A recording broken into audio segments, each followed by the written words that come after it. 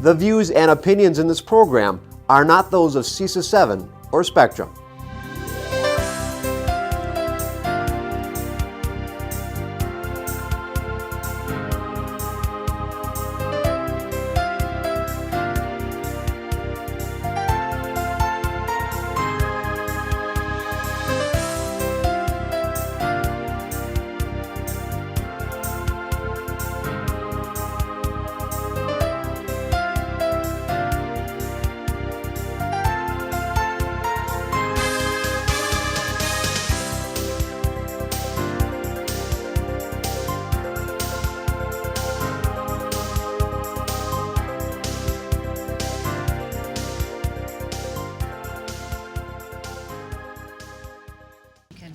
Entertain a motion, Katie. I move that the board convene in closed session in room 337 pursuant to Wisconsin Statute 19.85, paren 1, paren C, considering employment, promotion, compensation, or performance evaluation data of any public employee over which the governmental body has jurisdiction or exercises responsibility. And pursuant to Wisconsin Statute 19.85, paren 1, paren F, considering financial, medical, social, or personal histories or disciplinary data of specific persons.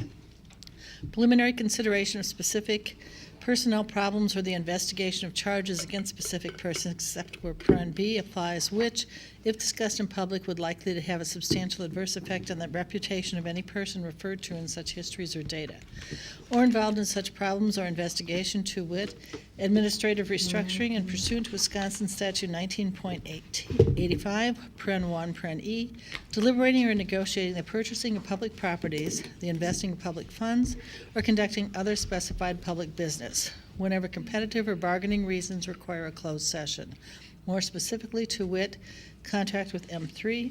The board will convene in open session at 6 p.m. pursuant to Section 19.85, paren 2, Wisconsin statute, to consider the balance of the agenda, which will include an open forum, system, and monitoring reports, and the superintendent's update. The board may reconvene in closed session after the conclusion of the regular board meeting for such reasons noted in this posting and pursuant to a proper motion. Second. Sandy? Becker? Aye. Dorf? Aye. Maloney? Aye. McCoy? Aye. Shelton? Aye. Sitnikov? Aye. Warren? Aye. Carried 7-0. All right, Katie, you want to read the... I move that the reconvene? board reconvene in open session pursuant to Section 19.85, paren 2, Wisconsin statutes, to consider the balance of the agenda. All right. First, we didn't do... The pledge. Yeah, that's what I was about to say. We need to do roll call because we didn't do that earlier. So, Sandy? Maloney? Here. Are we going to do attendance roll call? Yeah. Okay. We didn't do the. Oh, we didn't do the motion. Yes. Okay, let's do that first. Maloney? Aye. Warren? Aye. Dorf? Aye. Sitnikov? Aye. Becker? Aye. McCoy? Aye. Shelton? Aye. Carried 7-0. Okay, next we'll do roll call for who's here. Becker? Here. Dorf? Here. Maloney? Here. McCoy? Here. Sitnikov? Here. Shelton? Here. Warren? Here. Fabian? Here. Reaver? Here. All 7 board members are present. We're also joined at the table to my left by Dr. Michelle Langenfeld, our superintendent, Sandy Heller, our board secretary, and we have 2 Intercity Student Council members here today, Jamie Barbian, who's president of Intercity Student Council from West, and Braden Freeberg, okay, from Southwest.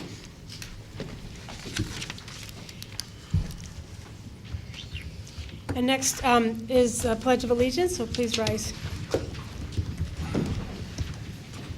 Allegiance to the flag of the United States of America and to the republic for which it stands, one nation, under God, indivisible, with liberty and justice for all. And then next I'll ask Laura to read the mission statement, please. We educate all students to be college, career, and community ready, inspired to succeed in our diverse world. Thank you, Laura. And next is our open forum. And before I introduce that, I'd like to remind members of the public that you can view the board agenda and handouts as well as minutes from past meetings by visiting the district website at www.gbaps.org. If you click on Our District at the top and then Board of Education on your left, and on that left menu, you will find a link to agendas and minutes. This link will take you to a website called Neptune, where all board agendas, minutes, and handouts from board meetings are housed. The board will provide our community with 2 different opportunities during tonight's meeting to speak before the board. All speakers must fill out a form indicating their desire to speak. If you wish to speak during tonight's open forum, you may do so with respect to items that are posted on tonight's agenda or any other matter you wish to share with the board. Please know that Wisconsin's open meetings law prohibits the board from conducting business on matters brought during this open forum. The board also will permit public participation during agenda items that the Board of Education will be voting on as noted on the board's agenda. During this public participation time, consistent with state and federal laws, board members may engage in dialogue with the speakers. In order that all voices are heard, the board will suspend engagement until all speakers have had a chance to speak. Please keep your comments to 5 minutes. The timekeeper will let you know when your 5 minutes has ended. Prior to starting your comments, please provide your name and address. Lastly, demonstrations during public comments, such as clapping or cheering in response to either public comments or statements made by board members, are prohibited. At this point, I have quite a few forms filled out. I'm going to call them in the order that they were received. Actually, one of them, I have 3 forms. One of them is attached with something else. So I have 3 people that have indicated a desire to speak. First is Lawrence Teofilo. I'm sure I didn't say that right. I'll ask him to say it.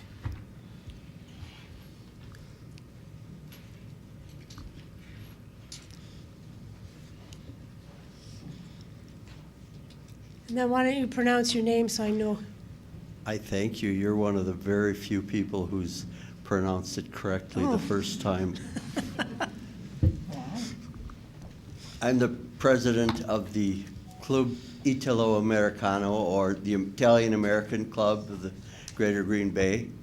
And I'm here with Marlene and Nick Farah and several other members of our club. And we are here to present a grant check from Wisitalia, a statewide organization whose purpose is to promote the teaching of Italian language. And the check that we are presenting is to help the school board provide the Italian language classes that are being taught in the district. And now I'll give you Nick to make the presentation. As Teofilo said, my name is Nick Farah. Appreciate the opportunity here to be in front of you. He pretty much stole the show. Everything I was going to say, he said. So I was asked to do this on behalf of Al Rolandi. He was not able to make it. He's the president of Wisitalia. He recently had knee surgery and was not able to make it. So the check, as Teofilo said, just represents a continual commitment, both locally and statewide, to continue supporting the Italian language. It's presented in the name of my father and on his behalf, Pete Farah, who was instrumental in bringing the language and supporting bringing the language into the Green Bay school system. So thank you again for having us, and who gets the money? I'm the treasurer. I'll take it.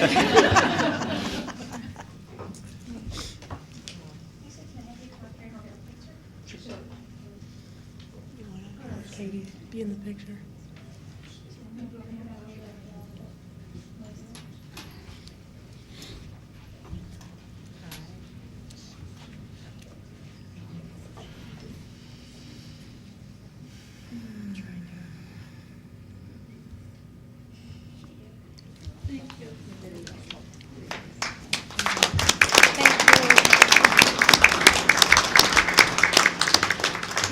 Thank you very much, and I know this is, how many years have you been coming, do you know? Oh, Many. many years. Yes, yes. Thank you very much. And a very generous $1,500 to the program. Thank you. And Pete Farrell was a treasure in our district. Thank you so much. And I misspoke, I actually have 4 people that have filled out forms. The next person is Heidi Fagry. They all brought And then checks. Heidi has provided us with a written, I think. Where's Heidi? Heidi, is this your statement that you attached? Okay, so I'll give it to Sandy and she can make copies to provide to us.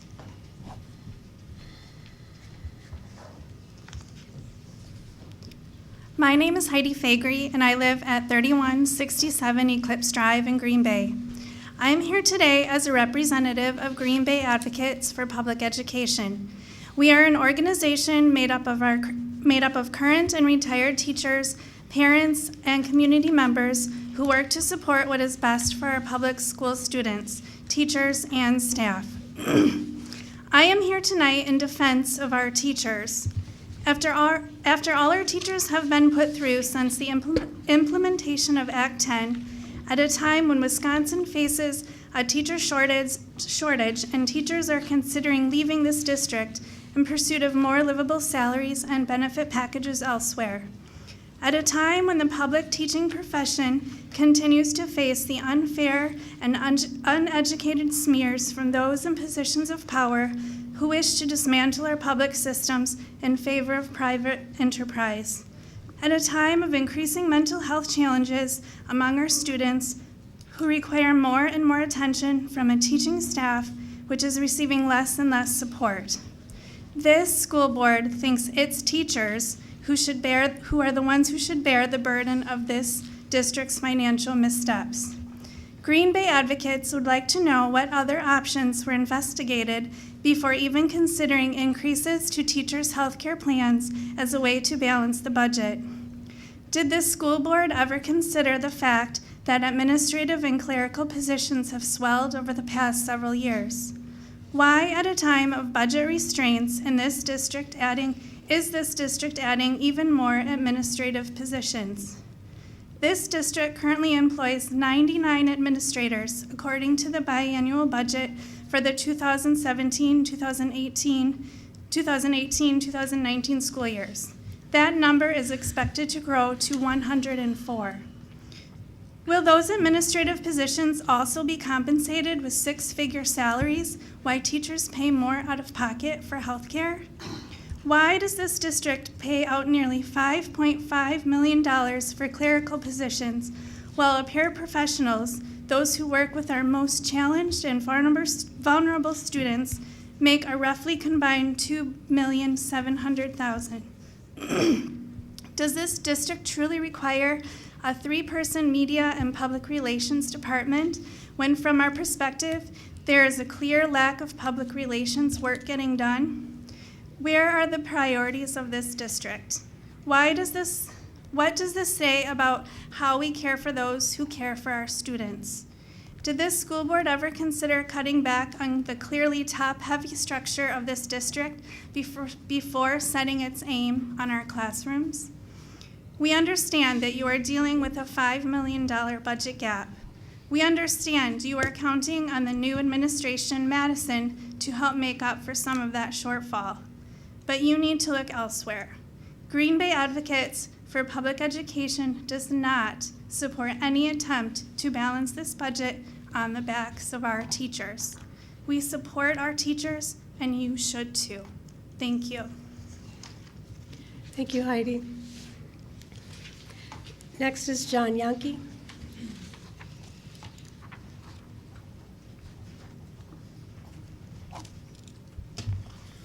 Hello, my name is John Yankee. I live at 319 14th Avenue. And I'm here to speak in support of our teachers and the proposed changes to the benefits packages. I wish I was as eloquent as Heidi was before me. She did an excellent job and hit a lot of those points. But the other thing I want to talk about is when she talked about the increases we've seen through what I've looked up since 2012, we've increased administrative budget by $4 million. And again, as was stated, the shortfall we're looking to make up is $4 to $5 million. So what this district is telling teachers is we are trading teacher benefits for administrative level positions, and I think that's concerning. And this district needs to understand what the priority is. Also, I'm speaking as a parent here today. I'm concerned that if we do this, going into a time when we're already struggling to find teachers, that it's going to get harder and harder to find teachers, and we may lose good teachers. And the priority of any school district should be the quality of teaching we put in front of our students. So again, as was stated, I would encourage the district to look elsewhere, to consider those, not just the administrative level positions, but the support positions that go with that. And I don't think anyone would sit here and say, you know, we wanted necessarily someone to lose their job, but if that's the choice, if the choice is between quality teachers and well-compensated teachers or these other positions, I think the choice is clear. I think what we put in front of students is the clear choice. And I would question going forward the district looking ahead at these decisions as they make them, as you're adding administrative positions, because it's easy to add them, it's harder when it comes time to take them away. And so as we make decisions going forward, are we putting the majority of our money in front of our students to make the difference? And so I think right now is a clear choice in front of the district going forward. Are we going to be a district that demonstrates that we show value to teachers and that we're going to look to make hard decisions to find money elsewhere, or are we going to put it back on the backs of the teachers again? I think we have great teachers that have stuck around after what happened at Act 10 and continue to do a wonderful job of educating our students. And we're entering a time where there's a possibility of the state changing and bringing money back in. And to put this on the backs of the teachers right ahead of that makes no sense.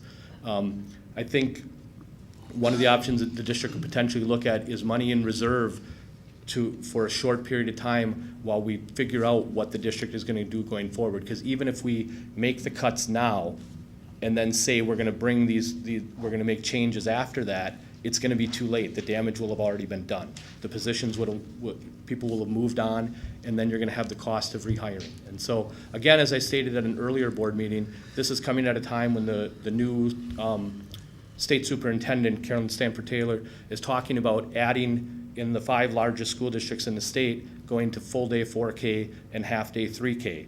So that's going to require hiring by the district. And I don't know that the district wants to go into that hiring environment at a time when they're cutting benefits to the people who work for them. So I would just encourage the board to look elsewhere, and I do not support the cuts that are proposed. Thank you. I can ask a clarifying question. Okay.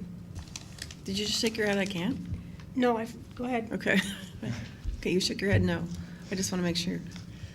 Okay. I just want you to clarify what you mean by to take money and put it in reserve.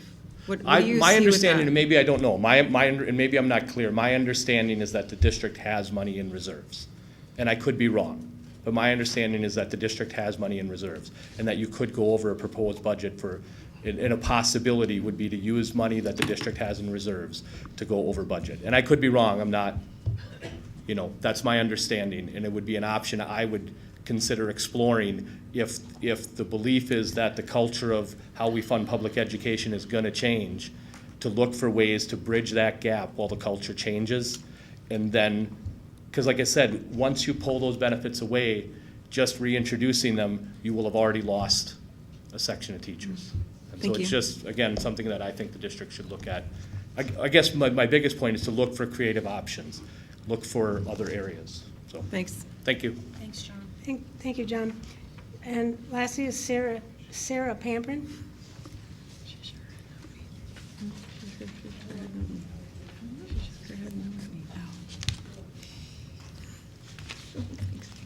There's a wonderful handout coming around, black and white.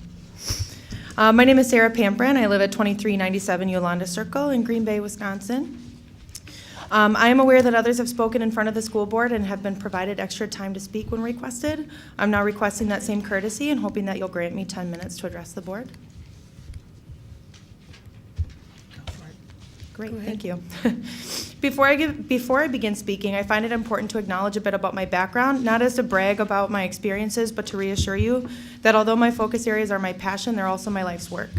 I spent 2 years teaching at an American school in Mexico where I learned about successful bilingual teaching models then moved to Eisenhower Elementary here and taught 5th grade bilingual for 3 years.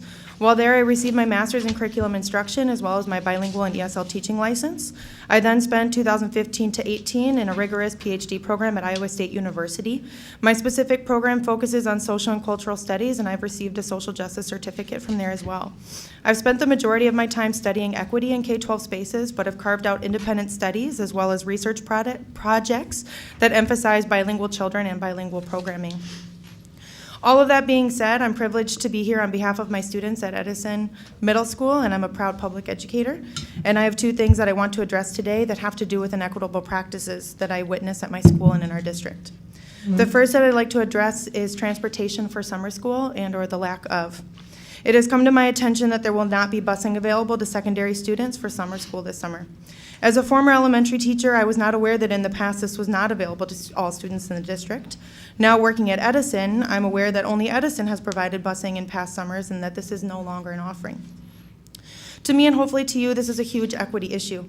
And not equity in the sense that the summer school website states. It states, the district has made some changes to summer school in an effort to provide greater equity and enabling all children to access higher quality programming over the summer. When I first saw this on the website, my assumption was that equity meant that all students across the district would receive busing instead of none, which is actually the case. We all know that there are multiple programs happening across this district every day that not all children have access to. If we were to use the same argument as the website has, then all programming across the district would be exactly the same. We would not have Webster School of the Arts or John Dewey School or Aldo's inquiry-based approach. Just because only some kids were receiving busing for summer school does not make it more equitable, in quotes, when you remove busing for all. All too often, we lead conversations about students by addressing their achievement gaps. That is what spearheads the majority of the curriculum we adapt, the majority of professional development we attend, and which subjects are valued more than others. With students from marginalized backgrounds, we must be addressing opportunity gaps. Not providing busing is an opportunity gap, especially for our most vulnerable children in our district. As McCombs et al. State, and this is a quote that's on the handout I provided you, research indicates that summer vacation may have detrimental learning effects for many students. On average, all students lose skills, particularly in mathematics. However, summer learning loss disproportionately affects low-income students, particularly in reading. While their higher-income peers on average post gains in reading, low-income students show losses at the end of the summer. Most disturbing is that it appears that summer learning loss is cumulative and that over time these periods of differential learning rates between low-income and higher-income students contribute substantially to the achievement gap. It may be that efforts to close the achievement gap during the school year alone will be unsuccessful. In addition, the general learning literature indicates that low-achieving students need more time to master material and that spacing learning over time is an effective instructional technique. Summer programs would provide these students with this additional space time. If Bloom, written in 1976, is correct, and that is that almost all students can master material if given enough time and proper instruction, summer learning programs might be the key strategy to improving the academic performance for struggling students. There are many other reasons that this is important that we supply busing to our students. My students in my classroom have expressed to me that it provides them enrichment courses of their choosing, that they're able to forge friendships with people they might not be able to during the school year, and that students are in a safe place during the day where they have free breakfast and lunch guaranteed each day that summer school is offered. I hope that you consider demanding that we at least invite parents to provide their input on this issue. If it is found that it is a resource that families would take advantage of, it needs to happen. I'm more than willing to be on a committee that works to apply for grant funding to make this happen, but it must be offered. The second thing that I'd like to address tonight is my frustrations with the bilingual programming in this district. Having been a bilingual teacher in the district for a few years and then leaving, there were a lot of things I was frustrated with but did not know how to address them.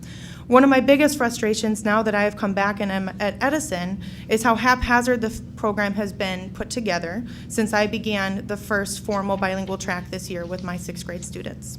To give you all a bit of background, the bilingual program at Edison currently only provides coursework in Spanish and social studies and science. We all know that these are 2 subjects that are put on the back burner, especially in elementary schools, as the achievement gap, quote unquote, is focused mainly on improving reading and math scores. This means that students are coming to us with not a lot of social studies and science background, and now they're trying to do it in another language. We also know that the majority of our students in our bilingual programs are from Spanish-speaking homes and that the majority of them are also living in poverty. If we return to my previous notion of opportunity gaps, we can see that the majority of students in these programs have plenty of opportunity gaps. This also means that for the coursework that students are tested on most rigorously, ELA and math, that they're in classes with teachers who are obviously incredibly well-trained teachers, but they have not had training on how to work with students who are bilingual. What I have been witnessing this year in my bilingual classes are students who are disengaged, disheartened, and do not want to speak their native language. These kids were not born this way. We are doing this to them in our communities and in our schools. When I hear my coworkers say things like, they should be reading only in English, I cringe. This also impacts our students who speak English at home, where school is their only opportunity to speak, listen, read, and write in Spanish. They are not getting enough to get them to a point where they feel confident and fluent in Spanish. In meetings about what is going to happen to these kids when they go to 7th grade next year, the decision that has been made that they will be placed in World Language Spanish 2 or 3. These two separate tracks, the bilingual track and the world language track, do not meet the needs of all students in the same way. It was then said in this meeting that the native Spanish-speaking students could be great language models for the world language students who have only been through Spanish 1, 2, and 3. That's true, but what type of reciprocity is there for one of our most marginalized populations in our district? How is this helping them to advance as well? I've spent my year advocating for better programming for next year's incoming 6th graders. As far as I know, the plan for next year is that the students will receive 1 period a day out of 7 in Spanish, and it will be called Spanish Language Arts, and we are still going to be calling it a dual language program. This is incredibly important, and I know that SLA, Spanish Language Arts, is important as we've noticed a lot of our students falling academically in reading and writing in both languages, but it's not enough. I've done research about what best models are out there, and you can see on your handout, I gave you a model from the research that all the research that I've done. Unfortunately, there's not a lot of research about middle school bilingual programs. I think that we have an opportunity here to partner with universities to create a model for others in this country and to be at the forefront of something amazing. What we should demand then is the following. Number one, as I addressed in August to the school board, we need to have a bilingual family teacher student committee informing the school board about what we need to see in our programming and how families, teachers, and students are experiencing that program. Number two, students need to be in fully bilingual programming, meaning that all content areas are taught in both languages. This means that bilingual students would be in more of a house model where they can receive bilingual programming similar to the elementary model, in that 50% of their day is in English and 50% of their day is in Spanish, not 1 out of their 7 periods of day. There must be more vocal support for bilingual programming at the district level and in our community. Children will not value their bilingualism when we know full well that they experience microaggressions and flat-out racism in and out of schools when they speak Spanish. Number 4, program decisions must include families in a dialogue, not simple school messenger and or letter communication, which is what I have witnessed this year, but actual face-to-face conversation. Thank you. Sarah, if you would like to keep that report, give that report to Sandy, if you have another copy. This one's real messy. Can I ask a We question? won't judge. Sure, Christina has a quick question. Sarah, your committee that for your number 1, would that be something that you would be, if we were to explore that, I would imagine you would be interested in participating? Thank you. Andrew? So are you saying that are you saying that it actually says on our webpage right now that to provide equity, we've stopped busing? I literally copied what it said. I can repeat. It says, the district has made some changes to summer school in an effort to provide greater equity in enabling all children to access high-quality programming over the summer. It does not actually address busing. Okay, and just without knowing enough to say if it's adequate or not, does the city bus program cover students in the summer, or does it stop in the summer? It does. Families are encouraged to use the city busing system. However, with how summer school is going to be set up this summer, students from Edison are required to attend Preble, which my students especially, learning how to navigate Edison has been overwhelming enough. Trying to figure out how to get to Preble and then navigate Preble would be a whole another monster, I think. Okay. I think there's also concerns from parents about sending kids on public transportation. But sometimes sometimes even our own students, that's the transportation option. I was just wondering if I'm not saying I agree or disagree with using the city bus. I just wondered if that's even an option, so that's an important piece of the puzzle. I have a clarifying question on that. Go ahead. So if that's another option, is the district making sure to contact families so that they understand when the bus runs? I mean, it's not the most efficient transit system. I'm sure most of us in this room know this. Okay, we actually can't have a discussion about this because we're not noticed on the agenda. So I'm But wondering if... it's about busing. I think But it's busing is not- busing. It's not, and it's not on our agenda. Summer But I'm asking a school or- clarifying question to the speaker right now. No, you're asking, I thought you No, were asking us. I'm just mentioning, I'm just making a comment in general. So I'll just wrap up. So is there anything that I haven't looked at this and I apologize that I haven't. Is there anything on there that you notice where there's any further information about city busing? No, I asked our administration today to even provide me a packet of what is happening in summer school. Mm-hmm. It says on the website that it should be provided this week, and I was told that it will be available after spring break. So I don't have Okay. access to that yet. Thank you. Yep. Okay. Thank you, Sarah. Just a comment. The administration will bring forward that information to the board and to the public, and you're right, Sarah, thank you for your report, and it is coming very soon, so appreciate that. Thank you. All right, is there anyone else who would like to speak before the board this evening? Seeing none, then I'll entertain a motion under minutes. Move that the minutes of the regular board meeting dated February 18, 2019, special board meeting dated February 18, 2019, and March 7, 2019, and closed sessions dated February 18, 2019, and March 4, 2019, as presented, be approved. Second. All in favor? Aye. Opposed? All right, that passes. Next is we have no communications, no monitoring reports. Next is our superintendent's update. I'll turn that over to Dr. Langenfeld. Thank you so much. Just a calendar update coming up. We're moving into April already. We've got our Teaching and Learning Organizational Support Work Session meeting on April 1st at 6 o'clock here in the district office boardroom. April 2nd is Election Day. April 3rd is the second of our school start time task force meetings at 6 o'clock at the CESA 7 building. Looking forward to the reports coming in the future. April 17th is the Golden Apple Awards Banquet, where we honor our teachers. April 17th is also another school time task force meeting at CESA 7. And then April 22nd is the regular board meeting, and all of these dates should be posted on the website. So that is my calendar. We have an important report. I'm going to invite Vicki Beyer and Christina Jingle up to talk to us about the work that Student Services has been doing and engaging in around critical issues of attendance and truancy. Welcome.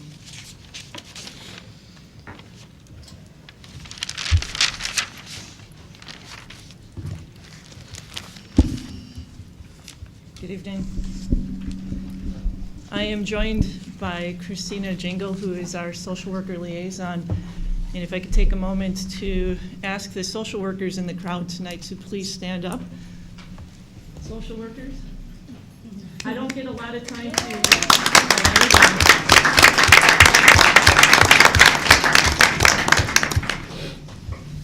I praise them a lot privately, but rarely get the opportunity to do it publicly.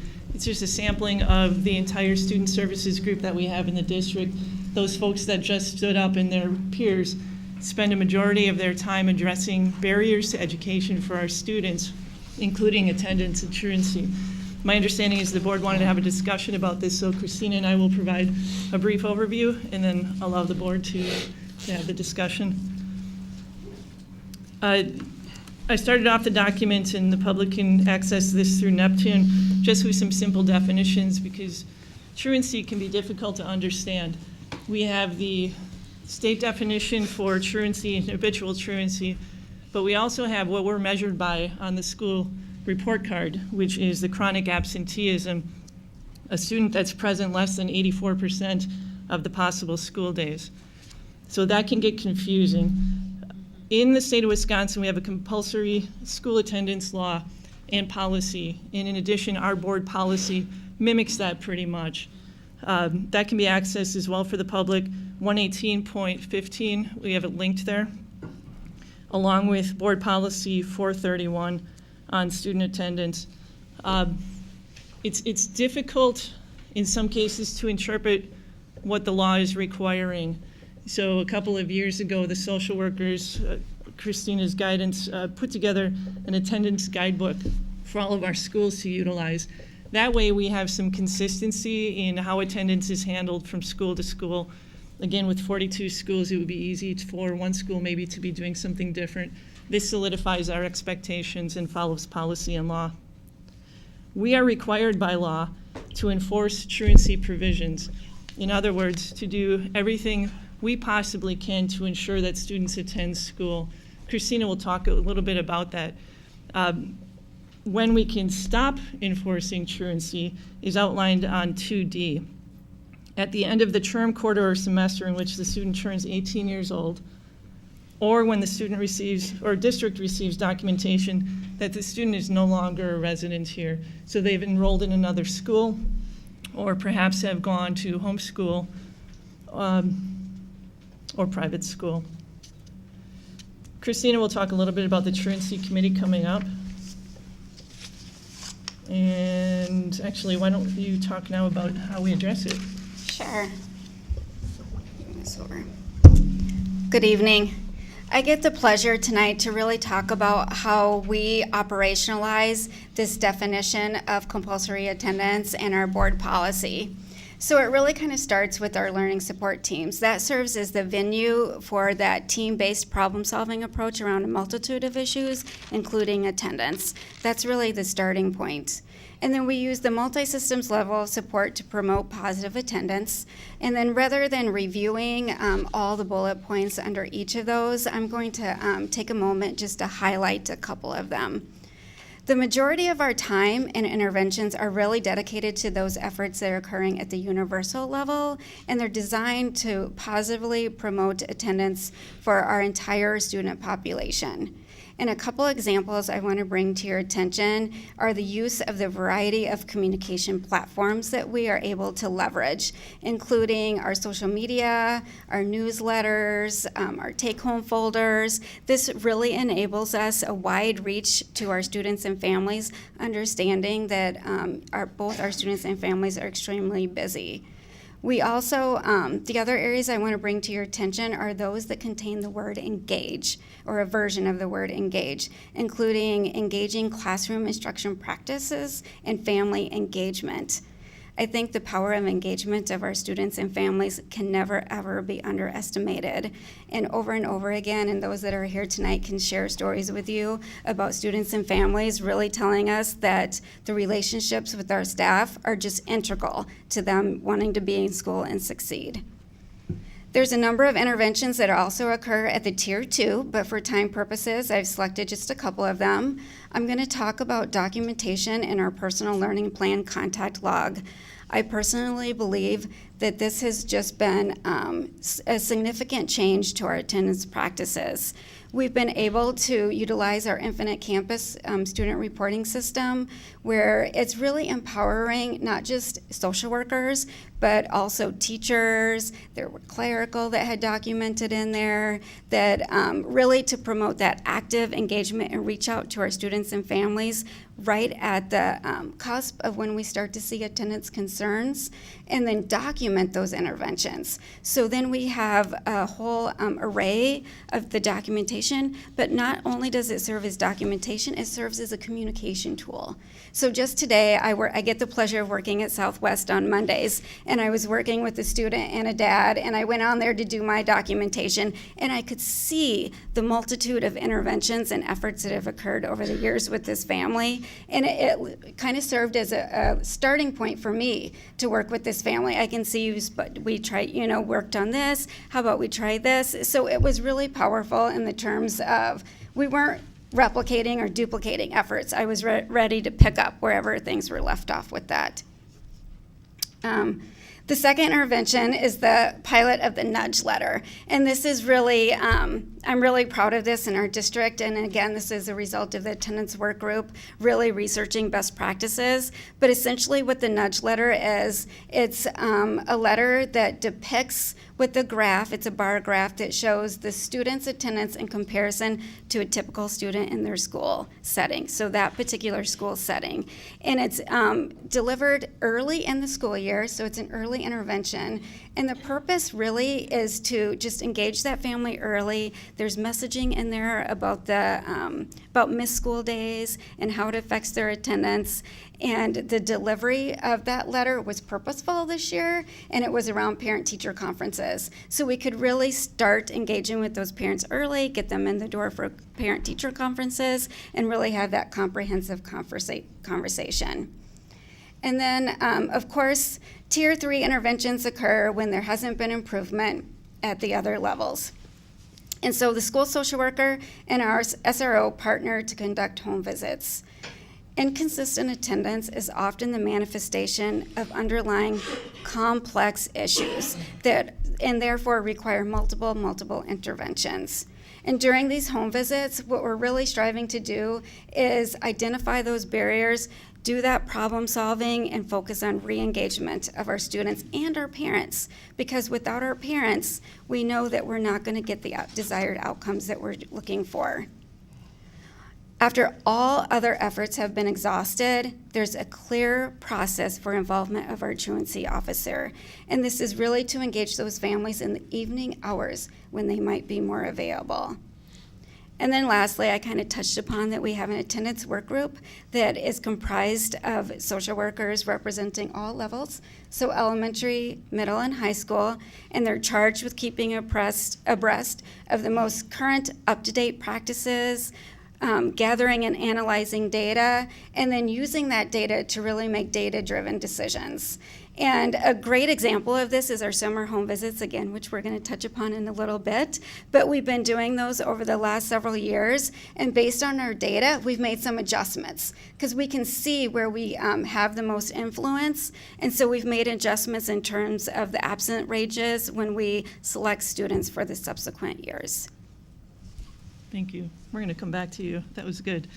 The next section is a data overview. I just want to highlight a couple things. We have seen an improvement in attendance, and to put this in perspective, although we would love to see 100%, back in the 1970s, the attendance was about 75%.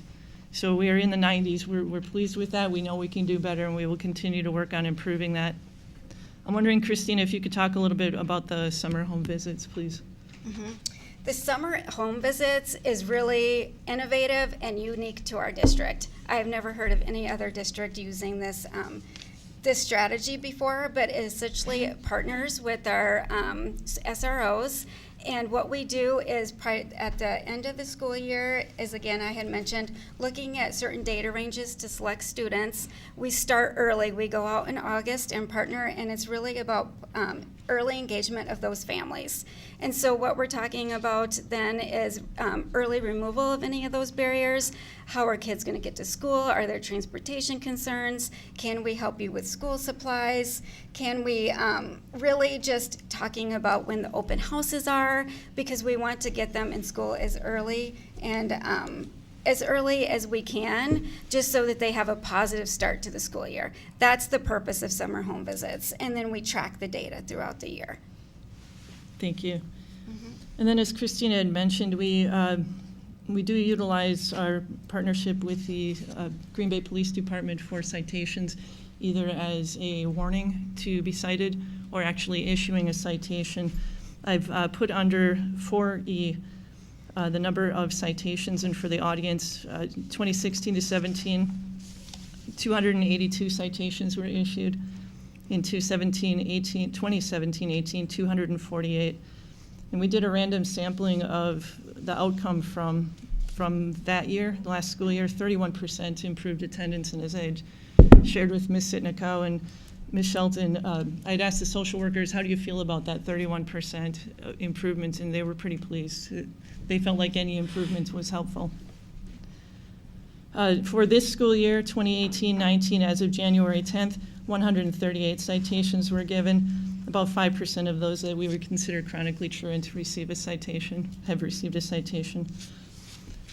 And Christina, I'm going to turn it over to you again. Can you talk about how we're going to move forward? Sure. Certainly, our attendance practices have evolved over the years, and there is a continuous improvement plan. The attendance work group will continue to convene and to accomplish those tasks as aforementioned. And the attendance work group actually began a book read earlier this year after attending a training for multi-level systems of support. But I am excited to report that we've been able to leverage some grant dollars, and rather than just doing a book read, we're going to be able to bring in the consultant and have school teams that's going to really guide us around the contents and effective usage of that book. So all of us are really excited about that.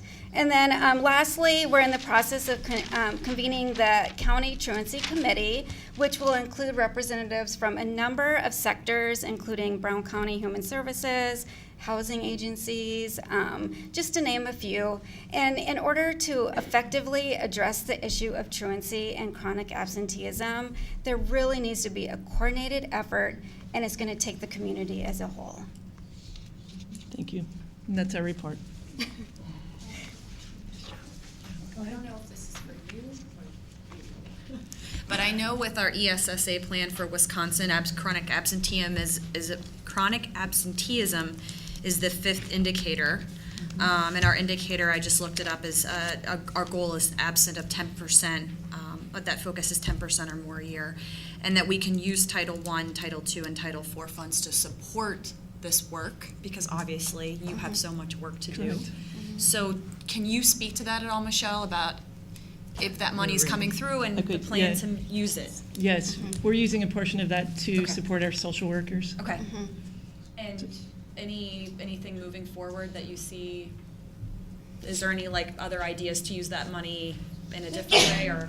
I don't know if John and his team have included anything in the plan, but for us it would be starting with the training that's coming up, the attendance training. Okay. And then hopefully developing a plan for next year based off of that training. Great. And obviously it's so important because it's on the school report card. Yes, ma'am. And we get dinged whenever it's low or high. Yes, ma'am. We look at that very closely. Yes, ma'am. And so at that point, what time, Vicki, when would that plan be ready for next year? When does that usually come forward with your The team? training is in April or May. May. And the work group continues to meet monthly. Okay. So the plan would be developed to be implemented in fall. Okay. I think you had asked to be a part of that training as well. Yes, I would love to be, yeah. And so when would you be able to come back and give us some updates on where, after that training and that action planning, I think it would just be valuable for the community to hear what it looks like moving forward. Yeah, I think we actually have to formally present the plan to you, so it Okay. would be after that group meets. Okay, so that would be June? June or July. Okay, all right, thank you. I look forward to hearing more about that. Thank you. Thank you. A couple of things. First, excellent report. I think very concise and really gets to the crux of the issues here. Request with the Tier 2 examples, Christina, and I didn't catch it.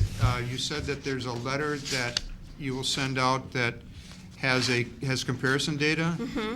Was that the nudge letter? It is the nudge letter. Yeah. Okay. And I wonder were if we could able get to- a sample of that. Yeah. That's for been, sure. Okay. Yeah. Yes. Okay.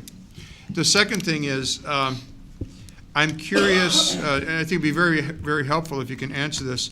What are families telling the staff, the social workers, regarding why kids aren't coming to school? I'm talking about the chronic ones. And if you could differentiate between elementary, middle school, and high school, what are we hearing from families about just why the kids are missing so much school? Yeah, that's a tough one. Well, good. And because You're up I to think it. it does definitely vary depending on the level. And so elementary, I think that what ends up happening, and it's not always verbalized, so I think what ends up happening is that when our students start to miss school, then there is that lack of learning that happens. And so then when they do re-engage with school, they come back and they're frustrated, they're behind, and so it's hard to get them caught up academically. We try to differentiate to do that, but then, that frustration sometimes leads them to not wanting to come to school any longer. And so that's why it's so critically important to get them re-engaged as quickly as we can. And I think that that really runs true across all levels. I don't know that they would articulate it just like that, but because I think it looks differently. It looks like just avoidance or, all kinds of things that they might say. But I think that that really is the underlying issue that that results in some of our absenteeism. So I think you hit the nail on the head there with middle school and high school, that avoidance because of things that they've missed and making it difficult. So let's go back to the elementary level. When you talk to parents of kindergartners, first graders who are missing a lot of school, and we know that those patterns are established then. We do. What are we hearing there? What are we hearing from the kindergarten, the first grade parents when we talk to them about their children missing school? Sure, we can bring somebody up. Crystal or Cindy? I think weather, I've been hearing with parents lately. I just spoke with a parent and he said it's too cold. That's been an issue, and my daughter, I have to walk her to school, and it's really cold. So I think lately that's been an issue with the weather. But we know that it's not always weather related. No, it's not. It's not. It definitely isn't, but that is something that I've been hearing from parents a lot lately. Wonderful nonprofit that actually has really great national data that I think we could look to, because it would be really interesting to crosswalk that national. Okay. with I'm you interested all, in with what you're seeing. what we're hearing locally too. Yeah, well, that's what I'm saying, to have them, to look at both. Thank you for everything you do. I do actually use Attendance Works all the time for coming up with interventions, and we participate in webinars with them as well. What I hear a lot is there is some of the weather, but transportation is a barrier. I have small children at home, and I have to walk the 2 miles to getting my kid to school. My kindergartner will not walk alone. Also, parent mental health is an issue. Parents have a hard time with the lack of resources for mental health, so they may be dealing with depression, AODA issues that make it harder to get their children to school. Yeah, my name is Carly. I'm a school social worker at Eisenhower and Jefferson Elementary. And I would say some of the biggest barriers is the 2 mile distance for busing. If a family is 1.9 or 1.8 miles away, they're required to walk. And like Crystal said, our parents often don't allow their kindergarten or first graders or second or even third or fourth or fifth sometimes to walk that far, especially in the winter cold months. So they're keeping them home a lot for the weather and for safety. Also, families that are identified as McKinney-Vento or experiencing a form of homelessness. We have many families within my schools that are experiencing homelessness, and so they're bouncing around. So in that case, we are providing transportation supports in the form of gas cards or busing or cabs, but transportation is a huge barrier at the elementary level. Another thing that also is a barrier at elementary is the half days. I have done some research myself on attendance data for what our week looks like prior to it. Every single week at Howe Elementary, that's where I'm the social worker, I pull the attendance data for the week and look at what our percents are, and I do different challenges or try to figure out what is affecting that week more than others. And I can tell you that every time there's a half day, our attendance tanks, because you're looking at parents that might be a 1 or 2 parent working family where they don't have access for childcare for their children, so they just keep them home, because if they're not going to be able to pick them up, then they keep them home. Granted, now at Howe, we've been doing some special things for that, like having our after-school program become full day. We also have been working on grants for helping with transportation for our kids that are between the 1 to 2 miles. So we're doing everything we can to help with attendance, but there's a lot, like they've said, lots of different barriers that affect the kids. And a lot of it at elementary is parent barriers versus kid barriers. Well, and I think part of it too sometimes is parents, particularly kindergarten, maybe don't understand the value of kindergarten and compare it to when they were in kindergarten versus to what it is today. And so we've been really trying to do a lot of education about the importance of those early years, those formative years, and the implications, the trajectory of their success if they miss school during those early years. So that's been a big part of it as well. Cindy's got something Cindy, to say yes. there, so. Cindy, who is retiring this year, leaving us. Not leaving. The time is right for retirement. So I'm Cindy LeClaire. I'm a school social worker at Martin, McCullough, and Wilder. Been with the district for 30 years. Very proud social worker. I agree with everything that everyone has said in terms of elementary attendance. It's barriers, and it's family-based, and it sometimes is the culture of the family. Sometimes when you look at older siblings, you can see a pattern. We work with that, so the whole attendance push and looking at that has been very positive and has been impactful. One of the things I will say that I believe has made significant differences is our relationship with that family, with that parent, whether it's alcohol and drug, whether it's mental health, whether it's I have a baby at home. When we can reach out and I can say, hey mom, so-and-so, so-and-so's not in school today. Is there something going on? Is there a way I can help? Well, we just didn't get up in time. And what my philosophy always is, and I think that my colleagues as well, is any time spent in school is better than no time. So if you're going to be an hour late, bring them. We want it. Bring it on. We have the vans. Christina, you were instrumental in working in that years ago to get those. So was Barb Dorf in terms of getting those vans and helping getting some of our marginal families back in school or getting them home when something has happened with the transportation home. Really, really working at making school a friendly, accepting place for families, especially families who have hardships and barriers, families who maybe mom or dad did not have a positive experience within the building. So we know research-wise, getting that parent to cross the threshold of that building 6 to 8 times will make a significant difference. So when I look at your question about elementary, hit it hard. This is where we need to make the difference. We need to build those relationships. We need to invite those families in. We need to help those children know that school is a fabulous place because they're little kids. I think about a kindergartner I'm working with right now. Mom has significant mental health issues. She does a lot of projection on that child. He doesn't feel good today, Cindy. Have you taken his temperature? Yeah, he doesn't have a temperature, but he doesn't feel good. Did he tell you he didn't feel good? No, I just think he doesn't. Can we work with that? I work with that all the time. All of these ladies work with that as well. I don't know, Ed, if that addresses your concerns. Yeah, it does, Cindy, and I appreciate that. I wanted to underscore that I really understand and very much appreciate the work that the social workers and many others are doing to develop those relationships because that trumps everything. Now I'm going to put you on the spot since you told us you're retiring. You've got nothing to lose here.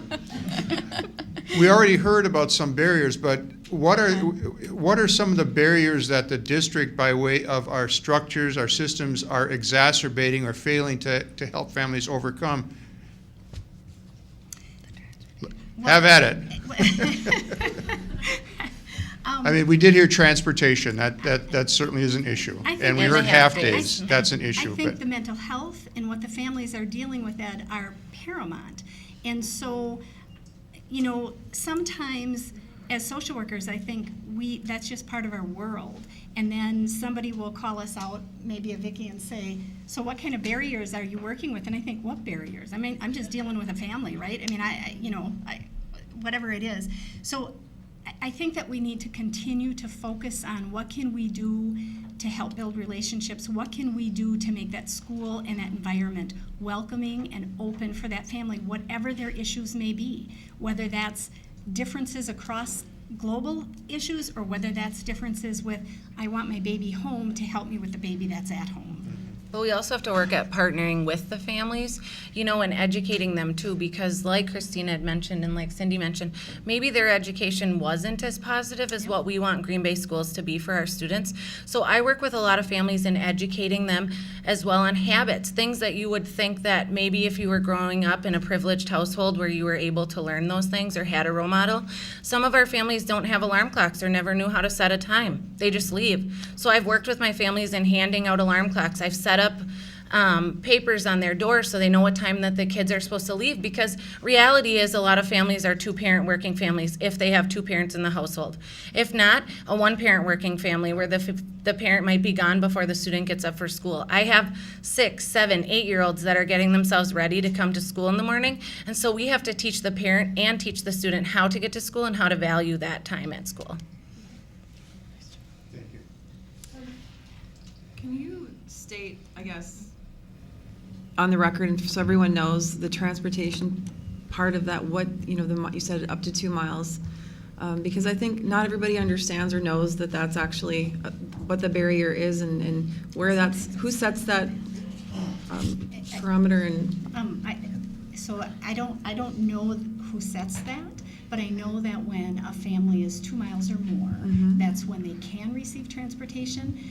Some of the families that I work with, and I would imagine the other social workers work with, when it's under 2 miles, when you take a kindergartner that has to walk that distance and mom can't, for whatever reason, or dad can't or grandma can't, get them there via a vehicle, it becomes extremely challenging, especially if you take a look at this winter that we've had, okay? So I don't know if that answers your question. Well, I actually, does anyone know the answer and can state that? I'm not even totally. I'm not sure, but I know that some schools are kind of like a walking school, so how everyone is expected to walk, and our boundaries go up to 2 miles. So anyone under that has to walk is in our school. And with that walking comes looking at where our schools are. So for Howe, we're right downtown. So you think about Monroe, think about Webster, you think about, there's a lot of streets that are very busy. And we actually did have a child hit by a car on East Mason last year trying to come to school because they were walking. So I think it's looking at the boundaries. I don't know how they're set up. This is only my second year here, so maybe I'll dive in and learn more. But I do know that certain schools like ours is deemed where it's all walking, and that's why schools are getting creative and trying to figure out ways to help those families with that transportation, because that is a long walk. And some of my families live over by East Washington, so they're mingling in with middle schoolers, high schoolers while walking. And I imagine that, obviously I don't have my child here yet, but I imagine that that's scary to send your child into an array of that to try to walk to school. That 2 miles, it's set in policy. It's been there for as long as I've been with the district. In board policy? Yep. And then the exception to that is if there are hazardous streets that have to be crossed where there are not crossing guards, busing can be provided there. An example would be when I was principal at Elmore, I had some students who were on the north side of Velp. They would be bused because there were no crossing guards there, even though they were within the 2 mile limit. They weren't expected to cross Velp.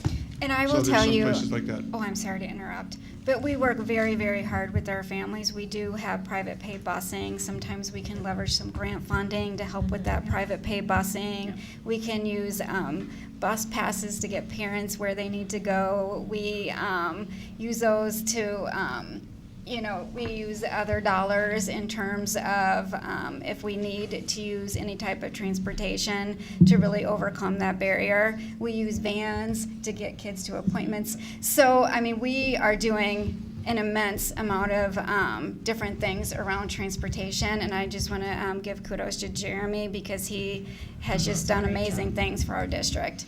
And we even do things such as, right now, I'm currently working on getting a double stroller donated for a family because they live at 0.9 away from school, so just under a mile, but she has a kindergartner, a 2-year-old, and she just gave birth 3 months ago. So she says it's hard for her to walk them, but she wants them to be at school. So I've been working on getting her a double stroller so that she can take the kids. We will provide them gear to bundle up those small ones in this winter weather to get to school. So I think, like we've said, not every family is different, and it's not a cookie cutter answer on how to get our kids into school. We have to really work with each individual family on what their needs looks like. Our 4Ks have a different distance, right? They do.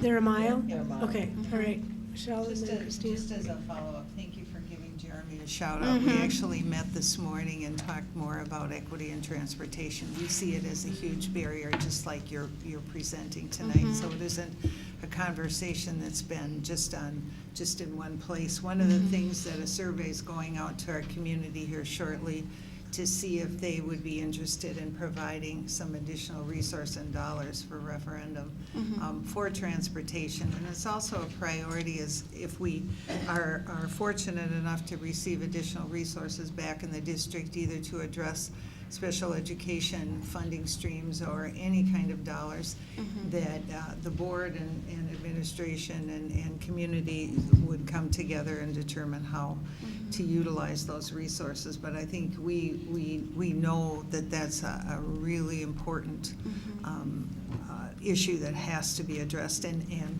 all you have to do is go by our schools as school starting in the morning, and you can see the families coming to school. And you know that in winter it's going to be a significant problem and barrier for some families. So anyway, thank you for all of your work. Oh, goodness. Thank you.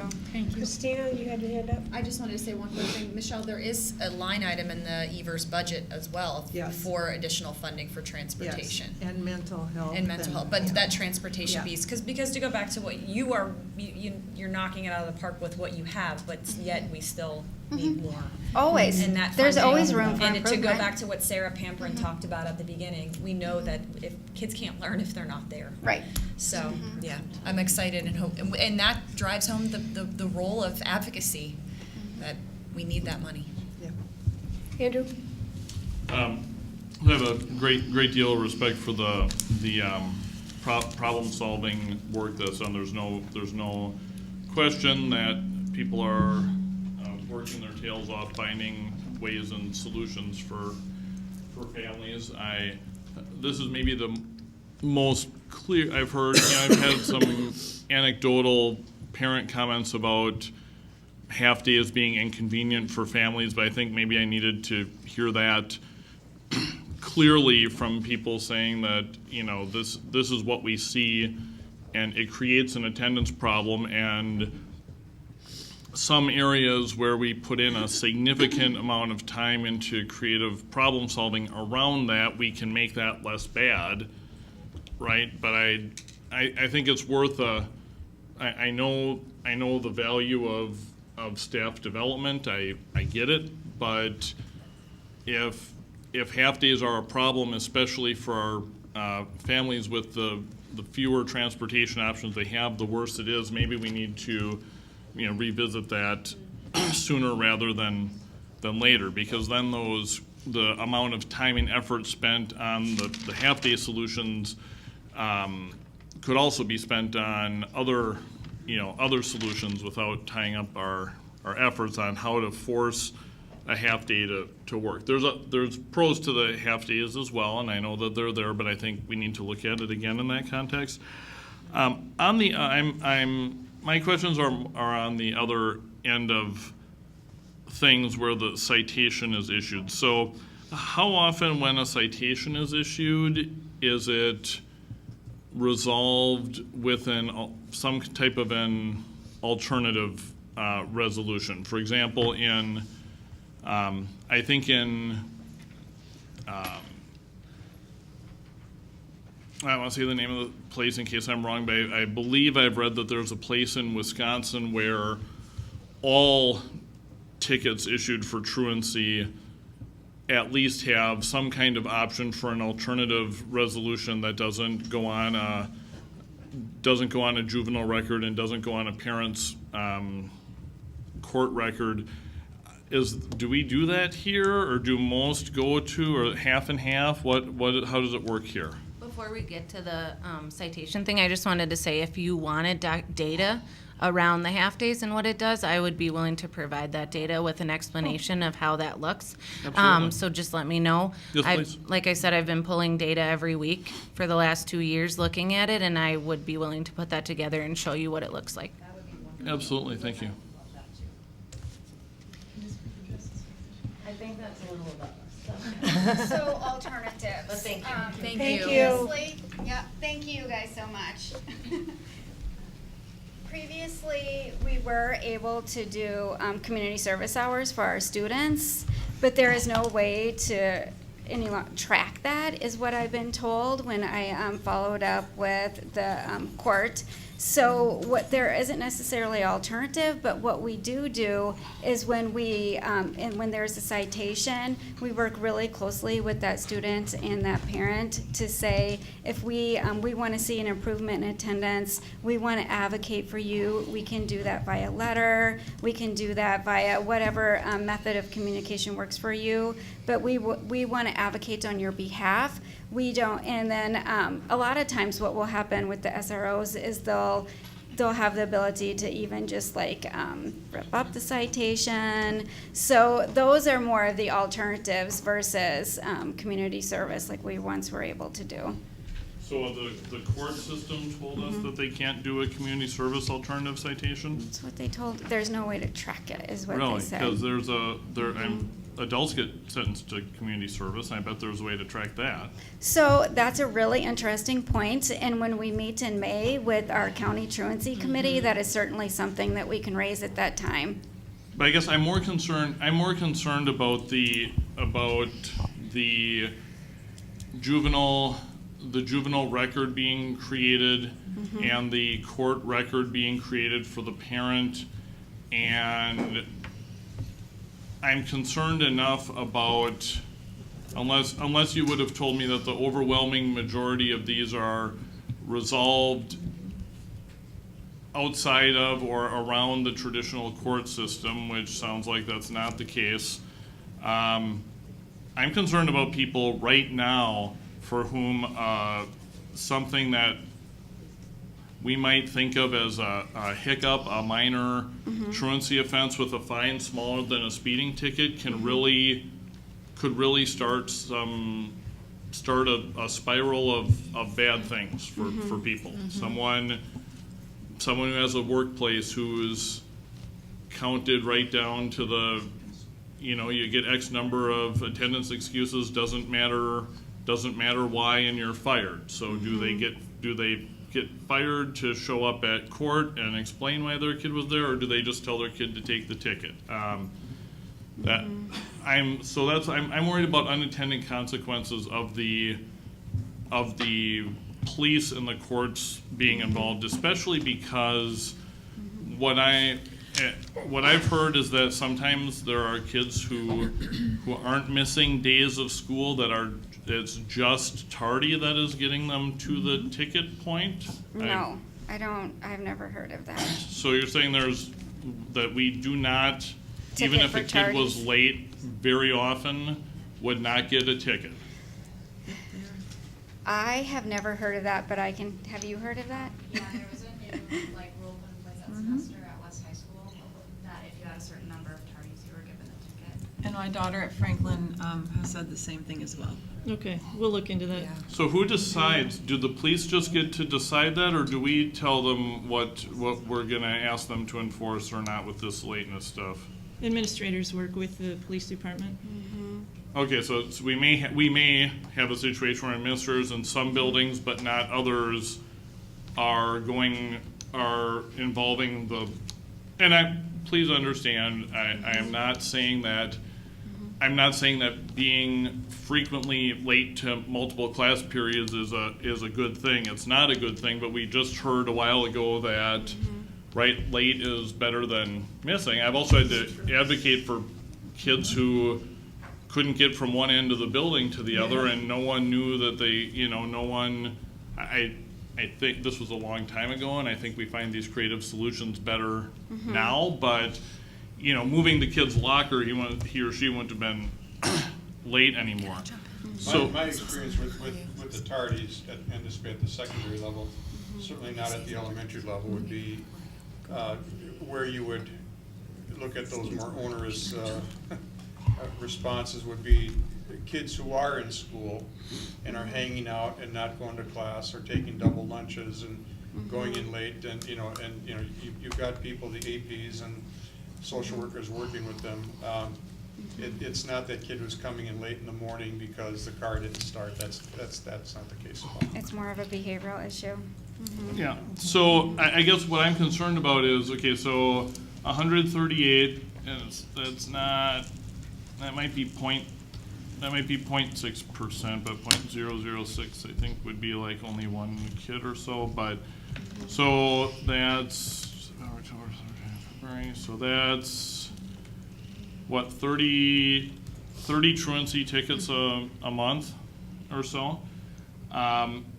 You know, and certainly, could that be a wake-up call for the people who, for those situations where someone just is not taking seriously the issue of mandatory school attendance? Yes, for some people, that might be a wake-up call. But I'm concerned for the 100 more people who will get a ticket between now and May, for something where there could be I'm concerned about those unintended consequences right now and what's going to happen between now and May, especially if there are different rules in different buildings for when we involve the police. One of the discussions I've been having with a few social workers and administrators about this is, what do we do then if we tried every intervention outside of the threat of a citation or an actual citation? What do we do? Do we give up? No. If we've tried every intervention that we have, except that. And I know that the social workers and administrators try to use it as just a warning. If you can show an improvement in attendance over the next, I don't know what you typically do, 2 weeks, 3 weeks, 4 weeks, then we won't pursue this. But how else that it's used as a last-ditch effort in an attempt to get that child into our school. But do they withdraw the ticket because we asked them to, or once it's written, is it the police matter then? I think ultimately it's the police matter, but I know that we've had some of the citations thrown out by request of the administration. Because the Do they student has shown always throw it improvement. out if the administration requests it? I don't have that information, out of Mr. our Becker. I hands do at that know that, point. I do know of it These happening. they're municipal citations, and we've had, and I don't know if they're still doing it or not, but Judge Hanson used to hold court in the schools, in the high schools, and he would work with people and, you know, hold things in abeyance. And, you know, if attendance approved, the ticket was expunged. How many fines are actually paid, I have no idea. Some of the questions that are being asked, I think, would best be answered by municipal court, because once the ticket's written, that's where it goes. And I know that, Judge Hanson is very, very willing to work with people and give them another chance, so. Rhonda has her hand up. Go ahead, I'll let her go first. Are you a member of the Wisconsin National Association of Social Workers? Is that like a? It is. I let my membership lapse. No, and that's not it. Well, the reason why I'm asking, not a judgment statement of your professionalism. The reason why I ask that is because they are starting to challenge the practice of ticketing for truancy as a professional organization. So even the professional organization of social workers at the state realizes that there are deep, troubling issues, even if you have a court system that swears that they're going to be just and fair. We can't ensure that, right? Especially when we look at our black and brown students. I mean, there are many people get caught up in this, but we know that there are inequities there. So I think it will be interesting to look to that professional organization as well and see what they come up with, because I think your question is a valid question, Vicki. But I would say to you personally, as an independent school, no, we don't give up. But there are a million other things that we can do. I would love to know what those million other things are. So anyways, but I would love to appreciate look that. to that organization, because if they're challenging that, I would imagine they're going to come out hopefully with a statement that says, not this, but this. That's gonna So- be the ticket. And I was telling Vicki I had an opportunity to go to a training. It was presented by Colorado, and they were talking, that's the momentum occurring nationwide, is Yep. about changing how we address truancy. Right. But they were putting kids in jail. Yeah. And they were very hard-nosed about it. And he Right. said it didn't matter which student was the first student to come in, it didn't matter what their attendance was, they were gonna go to jail, because the judge wanted to make an example of that student. So there were some drastic things going on in other states. Absolutely. Yeah. Yeah. So yeah, it would be interesting to see what our state comes out with for this. Yeah. Laura? Can one of you tell me, how does our district policy compare to other districts around us? Very similar. Yeah, almost all of the models are based off of state law. We're not particularly punitive, in other words. No. No, okay. Rhonda? Okay, so thank you for all the work you're doing, first and foremost. Thank you. But when we're talking about a ticket, we're not talking about, like a parking ticket, it's $25. So how much maybe people here don't recognize how much that amount is. It's high. It And when we is. talk about the barriers of the families that are, chronically absent, they're not coming in, and the mental health and the transportation and what's happening, it's really hard for me to swallow knowing that only 31% of the random sampling of 10% of who you talk to, it actually improved attendance. I'm not quite sure how, because it's clearly not working for enough. Why would we decide that even 31% of return to class is actually worth doing this? I don't know how we would be okay with that, just to begin with. I'm especially interested in, so if 31% of 10% of, what was it, like it's 282, 248, 138 so far this year, are coming back to school, there's still a lot of people that aren't. So Right. what's happening to those students? Great question. So, but honestly, so there's a ticket, which is, is it 175? How much is it? It can be a lot. I think it was like 300 something Okay, it's last I it's more than I heard. realized, okay? 366. That's for the first offense? Okay, so I think it's important, they're not coming anyway after the 31%, right? If they're not coming back from the one ticket, or maybe more, I'm not really understanding why we would continue this practice at all.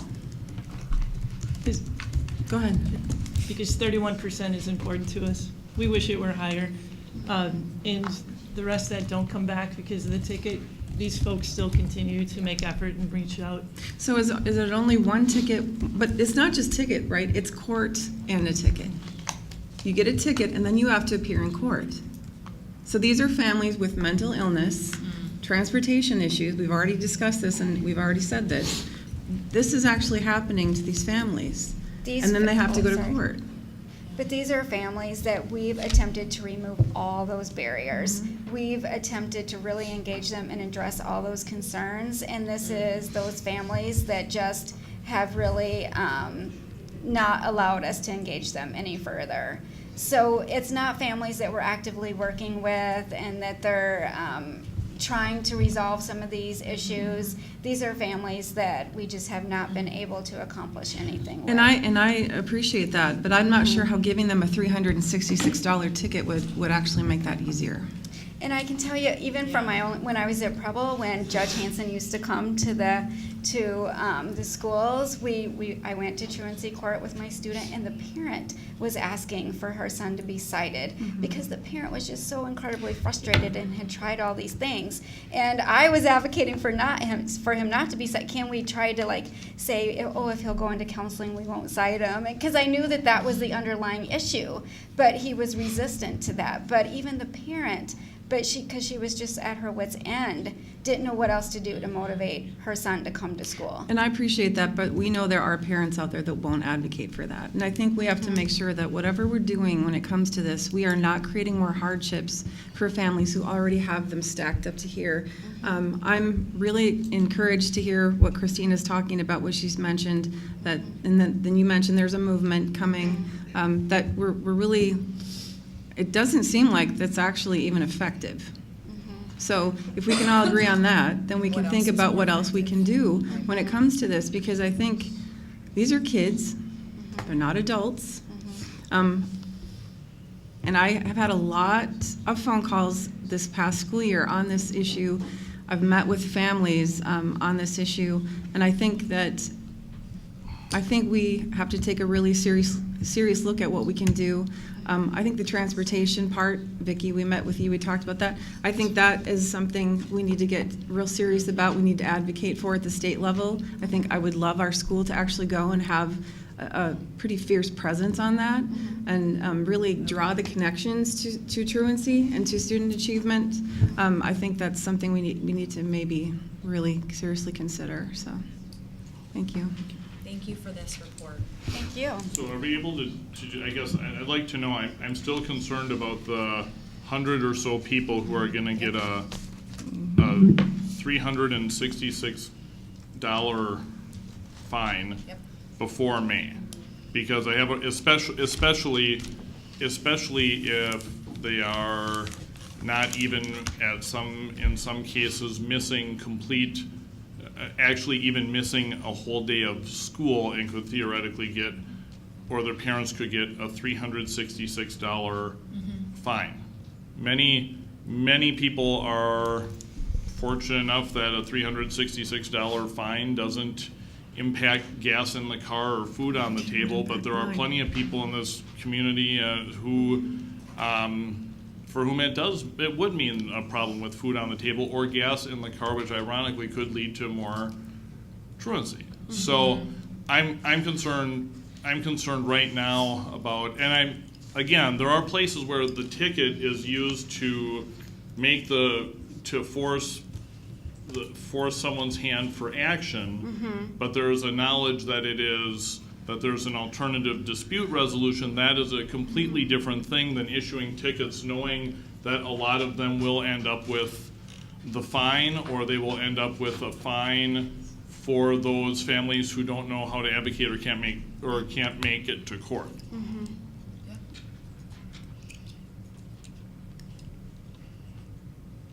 And actually, can I just, what is the result of that?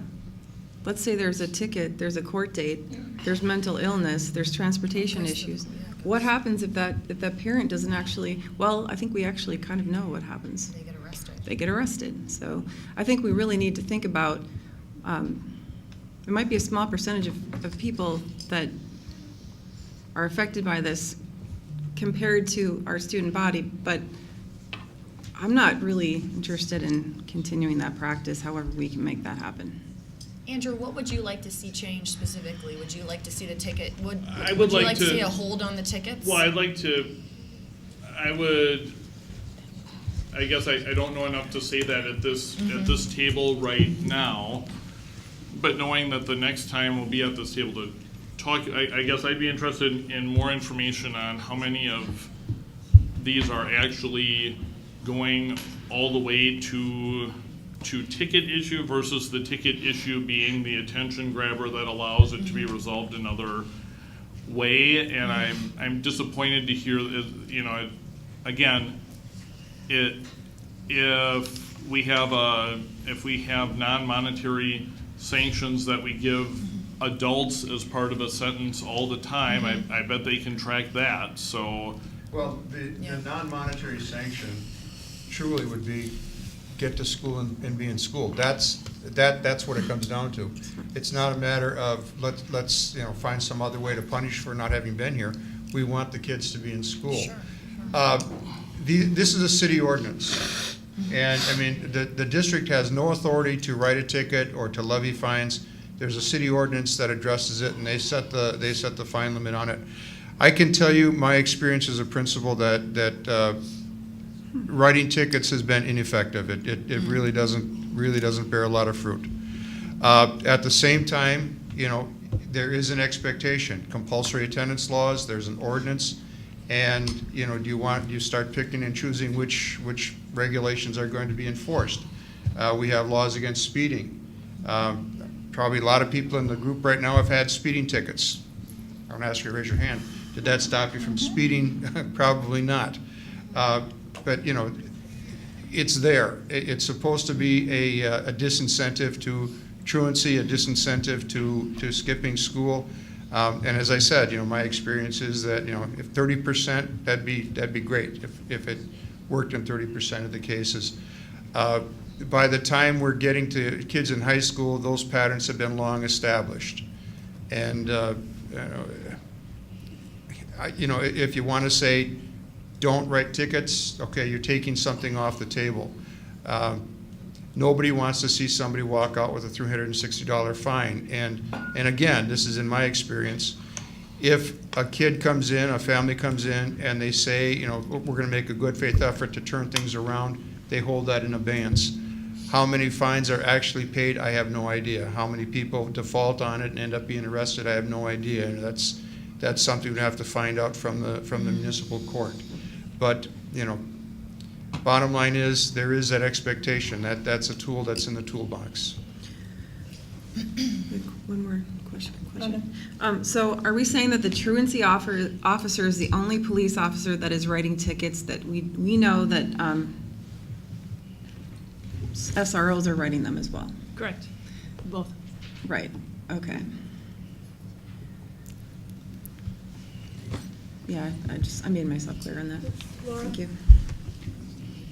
Do you happen to know, like, what happens to a school district if they don't enforce the laws regarding attendance and truancy? I mean, do you get in trouble with DPI, or who steps in to say, you need to comply? Yeah, I don't know who would police that. I'm not familiar with any school district being punished for not enforcing it other than the school report card, which is a pretty substantial ding. We do have some schools in the district that are very concerned about that having an impact on their overall score, despite their progress in academics. In other areas, graduation, they're concerned about attendance. Well, and it's also, just to clarify. That impact. Yeah. Ultimately, if it's on the school report card and people are saying, I don't want to come to that school or that district because your school report card is low, and part of that is attendance and truancy, there is a cost to that. I just want to clarify that it is stated it's in state law that we can ticket. It says may be penalized. It's not that shall be or will be. So just so everyone knows, the language doesn't dictate that if we don't ticket, we're going to get cited or whatever you're saying.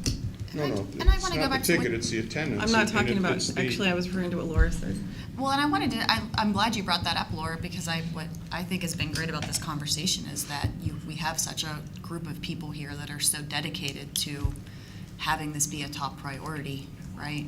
And that's really what's really great about it. But to go back to what Ed said, there is a difference between chronic absenteeism, which is a concern, but then also ticketing and being late to class, right?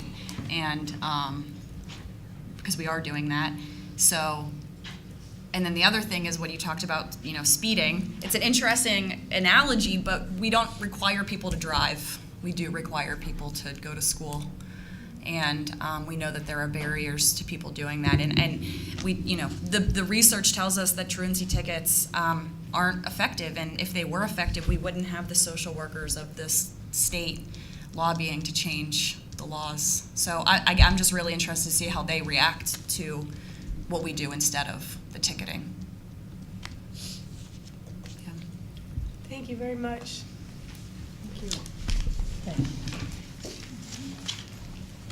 It's an important topic, and I know we'll continue those important conversations. So thank you so much, and thank you to all of our social workers who spent an evening with us as well. We Thank won't you be for- offended if a sea of social workers flees just the building. kind of just goes home and Yes. anyway, I have a couple of success stories to wrap up. I want to talk about our kids and some of the extraordinary opportunities I've seen our students engage in this last couple of days. I was fortunate to be part of Mr. Ned Dorf's Little People's class, first and second graders at Aldo Leopold. And they had a visit from our lieutenant governor, and they had their inventions and letters to tell the government what they wanted to talk about the environment. And it was extremely impressive. I think Lieutenant Governor really found it to be a wonderful opportunity to learn from our students.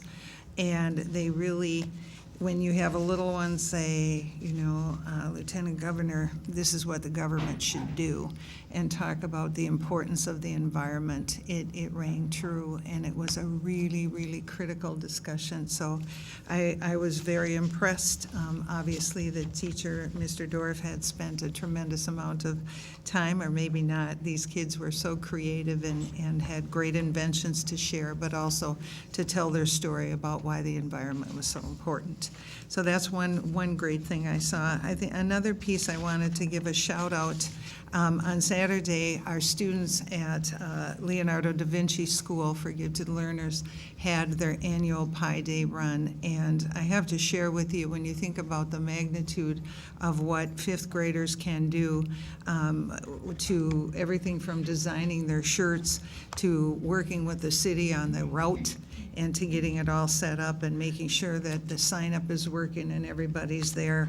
And really the importance about where the money goes. You know, sometimes they really recognize the importance of where the money goes, and it all goes, of course, we know, to Habitat for Humanity. It was a great turnout. It's the support of the teachers, it's the support of the families, and the whole community comes together.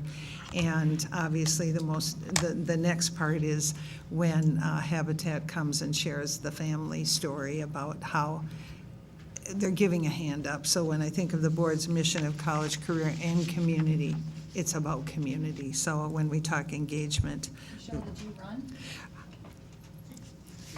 I was there. I know Brenda was there as well. Is it your Maybe mission to next put year. everyone on the spot? Social worker, number 12. I did say I was present, anyway.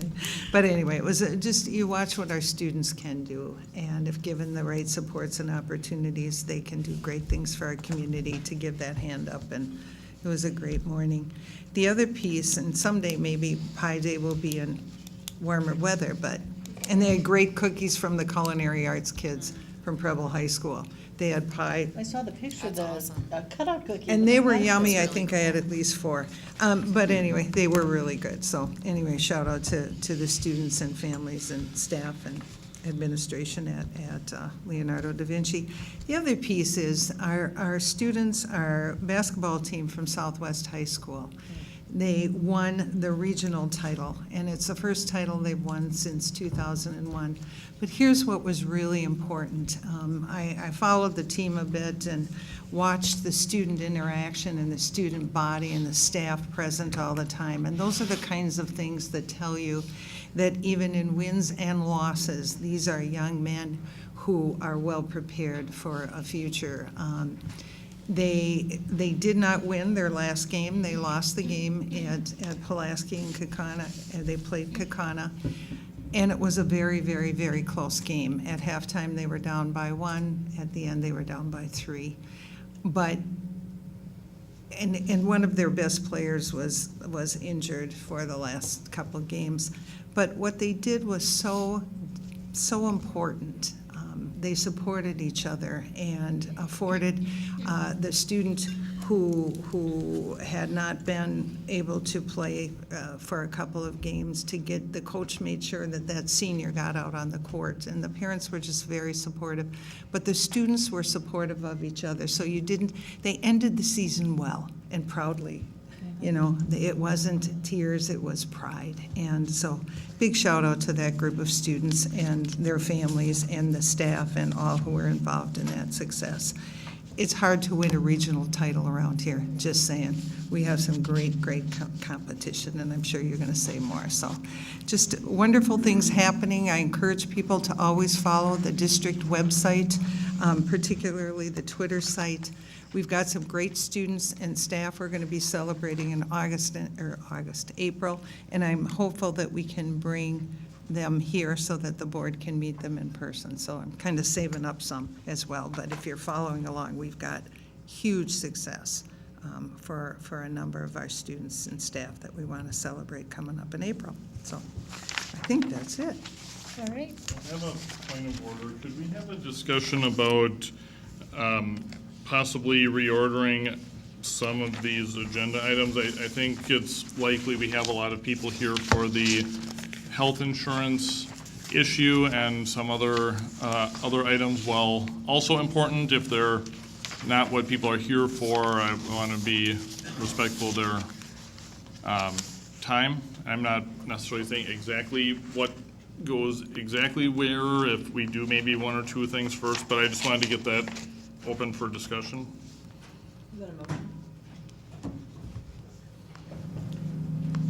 I'm wondering if we let the intercity student council report happen in case our meeting goes late and they need to leave. And then I'd be open to pushing organizational support up. Okay, I'll move to reorder the agenda by placing the organizational support agenda in between Intercity Student Council and Legislative Liaison. Second. Any conversation? Sandy? Aye. Shelton? Aye. Becker? Aye. Maloney? Aye. Sitnikov? Aye. Warren? Aye. Dorn? Aye. As long as we don't have Sally Jansen's not here, is she? We always make her wait. Right. So if No, she's I not here, looked. then I'm good. I looked before I voted Sarah Good, yeah. Jansen. for I Head did Start. too. I just wanted to make Prove sure. it anyway, so. Pardon? We got, she's not gonna report out on that, is she? No, but she No, sometimes usually is here comes. when we She was in vote. council when we're Yeah. voting on it, So I didn't But I wanna- glanced out there and no, Yeah, she's not okay. there, so. I just want to make sure she wasn't hiding. Believe me, I behind would have someone. said something. All right, okay, we voted. So we will reorder, and so next will be Intercity Student Council report. Hi, everyone. So there's a lot of exciting stuff going on in the district, as always. I'll start off with West High School. We have our Asian Club doing an egg roll fundraiser right now, as well as our music fundraiser of a Kringle order. Our musical this year is the high school version of Avenue Q, and that is performing the first 2 Friday and Saturdays in April. And we also are having, we're given the opportunity to create a sale that will be on the tall ships this summer. So that's happening with the art program. And then, do you want to do Southwest? Yes, Southwest. I'm from the basketball team. Yes, the basketball was definitely a proud season for us. And while I don't follow the sports scene that well, it was definitely heard all around the school, and it was very kind of inspiring effort by them. We have just completed our Dude Be Nice week. And while we didn't get to do everything like an assembly to honor this teacher, the lunch lady, the very nice lunch lady that we honored this year, she was honored in the fashion that we normally do. We also held a dance for that on the 7th, on the same day that the basketball game was going on. So that was kind of a worry, but it was very, very good. We had solo ensemble going on, sending 46 kids to solo ensemble, while 15 are going to state this year. I'm very proud of that. We got our next year's musical. It will be Chicago. All right, and next, East, they have a Help the Homeless drive going on for the East Caring Closet and other Green Bay shelters. They also have their music department doing a Butter Braid fundraiser and have fundraising for a trip to Minneapolis. And their Rhapsody recently was named grand champion of the Chicagoland Showcase. And Preble, the first time in their school's history, they are sending DECA kids to nationals. And that's very surprising to see that. And their Destination Imagine team, I think, amazingly named, the Posse of Awesomeness, has won the regional, placed first in regionals. All right, and then district-wide, we had solo and ensemble this weekend, and spring sports are starting up. And for ICSC, we are currently revising our constitution for the first time since 2008, and that will be presented to the board in May. And currently, we're discussing weighted grades, dress code, and the NHS requirements. I'm sure maybe Preble is going to DECA in a new category that they haven't done before or something, because I'm sure they've gone all the way to Worlds before in certain categories. But perhaps some new category, maybe they entered this year or something. Or maybe it's got a team, Or a team or, okay. something, yeah. I just want to make sure we weren't accidentally taking away from those who've gone quite far in certain DECA events before I probably. Yeah. All right, so next we have our organizational support, and that'll be facilitated by Andy Becker. I move that the drug-free workplace policy as presented be approved.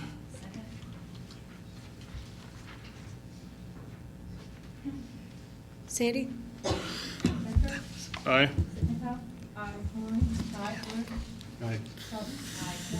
Aye. Aye. Carried 7-0.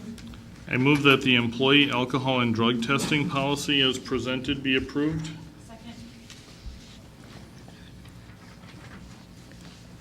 Sandy? Warren? Aye. Becker? Aye. McCoy? Aye. Sitnikov? Aye. Maloney? Aye. Shelton? Aye. Dorf? Aye. And that was the policy that you would, Needs the comma.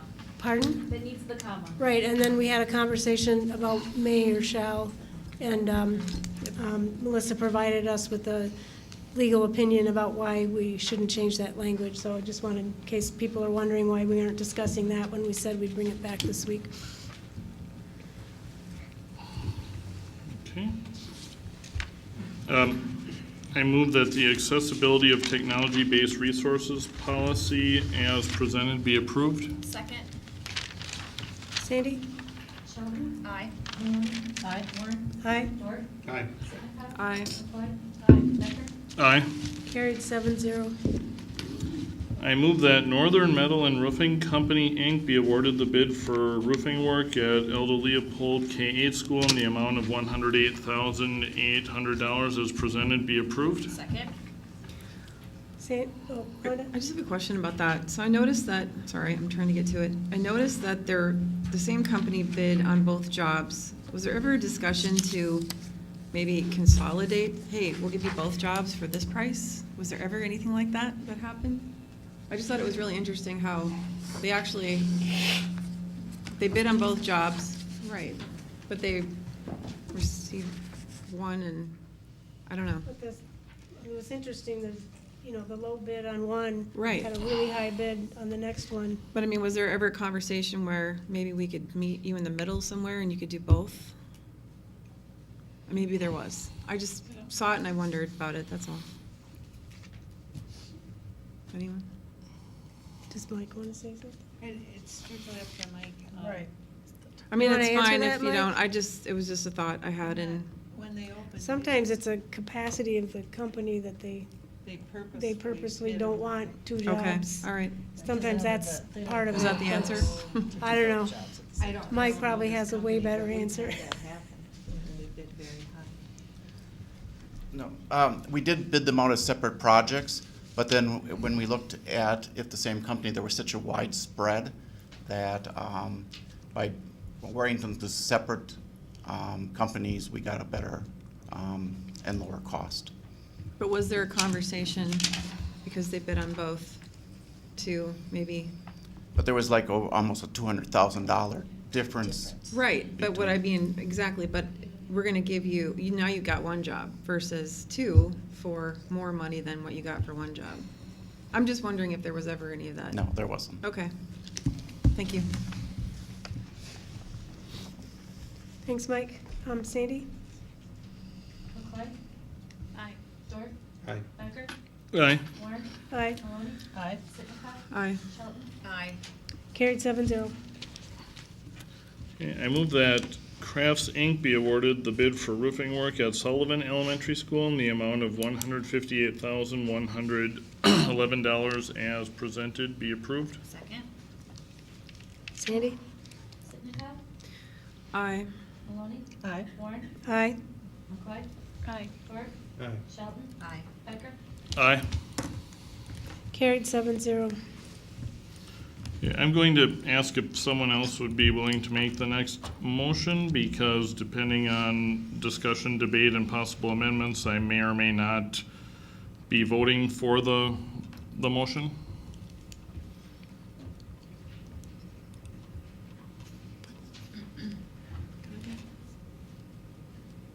Because we've done, this has happened before, I think, sometimes. If the chair and or vice chair didn't want to, then someone else would make the motion I'll prior. read the motion. That, I move that the plan designed for the current $250 single and $750 family deductible plan.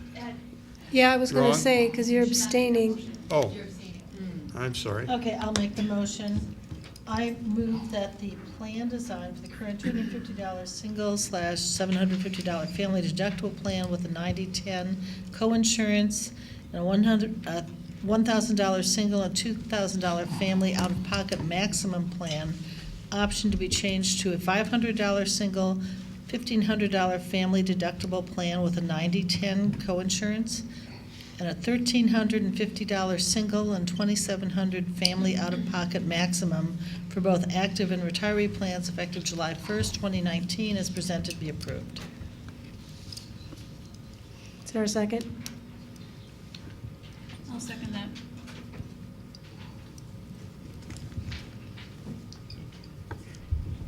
Andrew? Okay, I move to, I do have supporting documentation and numbers after I complete the motion. I move to amend the motion by changing the $1,500 family deductible to a $1,000 family deductible.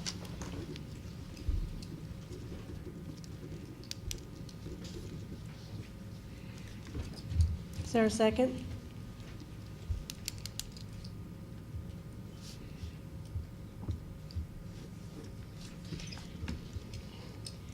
I'm just trying to, 500, 7,000. For the sake of discussion, second. Okay. Because I'm curious what your rationale is behind it. Andrew? Go ahead, Andrew. Okay. So first of all, I do appreciate the work by our staff and looking at original suggestions, listening to feedback and trying to bring the impact down on families, and I think we've gotten better. My amendment is recognizes that it's gotten better, but I would like to do a little bit better beyond that, and I really want to make sure that we end up in a situation where someone who is using the family plan and has the average amount of out-of-pocket expenses. A big part of this for me is making sure that after what we're hoping would be possible for a cost of living raise, the whole cost of living raise wouldn't be gone for anybody. I don't think that's completely avoidable on some rare occasions if someone is at the maximum out of pocket, but I think this would make that impossible for anyone who has the average out of pocket. After quite a bit of work and disappointing rescheduling by M3 that caused it to take way too long to get some of this information to the board and to the district staff. We finally did get the actuarial data. One thing I learned to my great disappointment is that actuarial models nationally haven't usually asked as a primary question, what is this going to do on average out of pocket? It asks what happens to a plan, and then you kind of backfill with formulas, and maybe if that's the first time these kinds of questions have been asked, maybe that will start a ball rolling that others will start to think of it this way. The best I can tell looking at the information there, it seems like for For our families, that this would save about an extra $200 a year out of pocket. The average out-of-pocket family right now is $1,460, and depending where the differences get distributed, it would be around $1,750 with this amendment. I think it takes the pressure off of families a little bit, and I think it's the right thing to do, and that's I think in the spirit of compromise and finding the fairest possible thing, I would be prepared to vote for the main motion if this amendment to help just a little bit more, especially on the family end, passes. And what's the total amount of So cost? the cost on that, and I'll defer to staff if I'm making a mistake on this, although what I'm gonna read off of, I believe, is the same thing that the staff was getting, but I will pull that up here.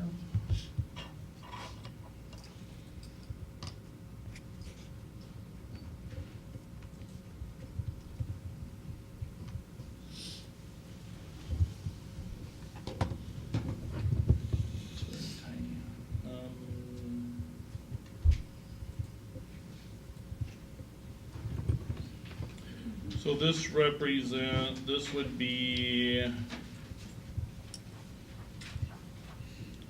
alternate 16, option 16, and the insurance plan increase Gina and John to come to the table. You want to come to the table, Gina and John? Cash and not Megas. Nothing personal. Our numbers guy. Now you're calling it out. So fast. It appears that the increase would go from a 3.071 million to a 3.429 million in this case. So it is a difference of $350,000, almost right around 1%. Can you say that again, Andrew, those numbers? Yep, so the cost of plan difference is 3.071 million under the unamended motion, and 3.429 million under the amended motion. 3.429, okay, thank you. And then what that would mean is that the plan rate for the employee would be an increase of 9.7%.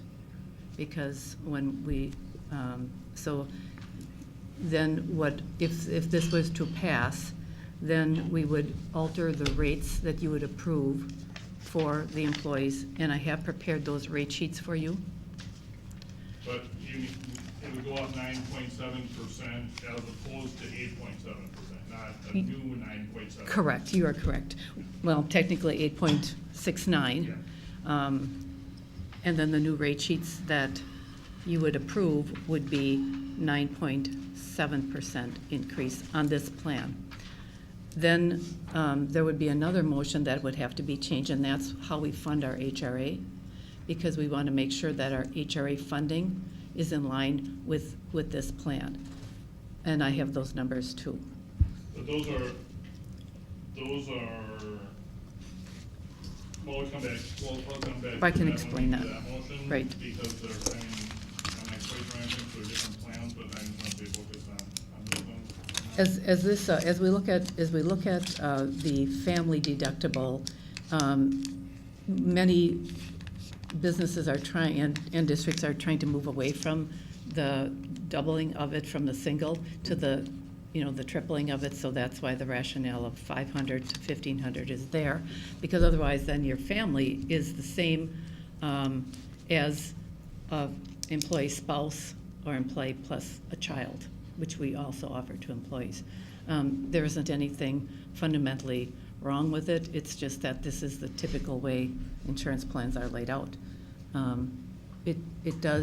It will add additional cost to the district, but not, but we still have the move to the 500 single that will benefit.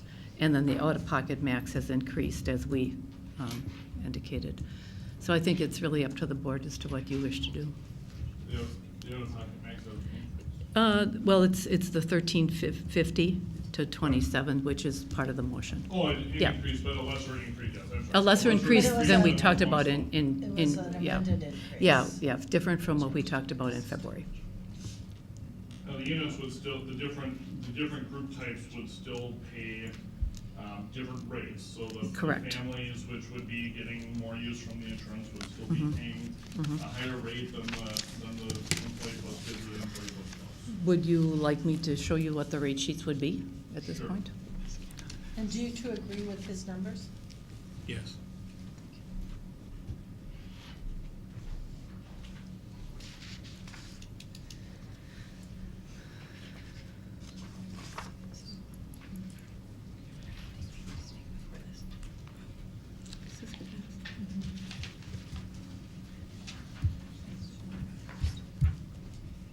Sure.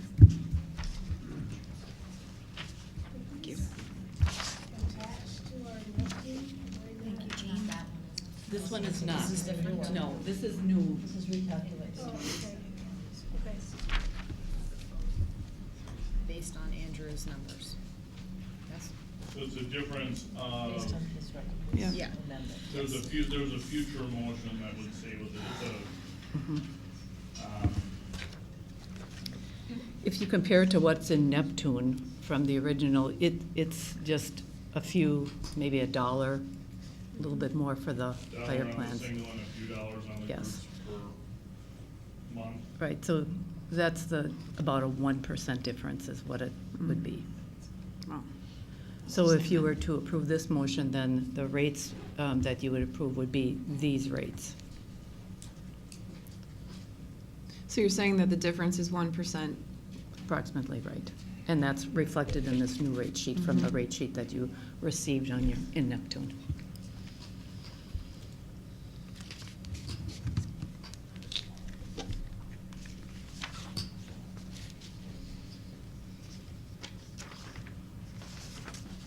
What was the, does that,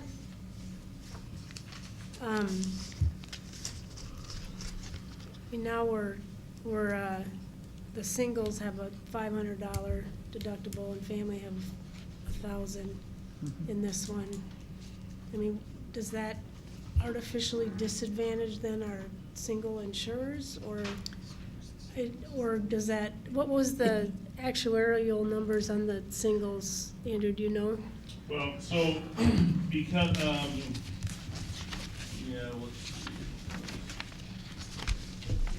well, the actuarial numbers, because they don't really, there aren't really good actuarial models for deductibles that are subsets of each other. They just apply a change to the overall rate, so that's why you see a single, you see a change in the single rate, even though really their out-of-pocket probably couldn't change if you had a single plan, because they're exactly the same, so, so they actually did quote a lower out-of-pocket for the singles, but really they're, so, I don't, it's just, it might be by, I guess by that $1 per month that it would go up. Well, technically, they're getting the same benefit, because it's calculated that way, I guess. No, I was talking about the deductible, actually. One thing with the $1,000 for a family, once you reach that as a family and you have more people in the family, there's less incentive to save money because you've already met your deductible. So, I mean, that's part of raising deductibles, is it not? That Yes. its idea is to incentivize people to Yes. Wisely seek out medical care in a way Right. that's the most cost effective for both them and Right. and us. In other words, not going to the ER for something that you could, see Right. in urgent care Right. and those kinds of things.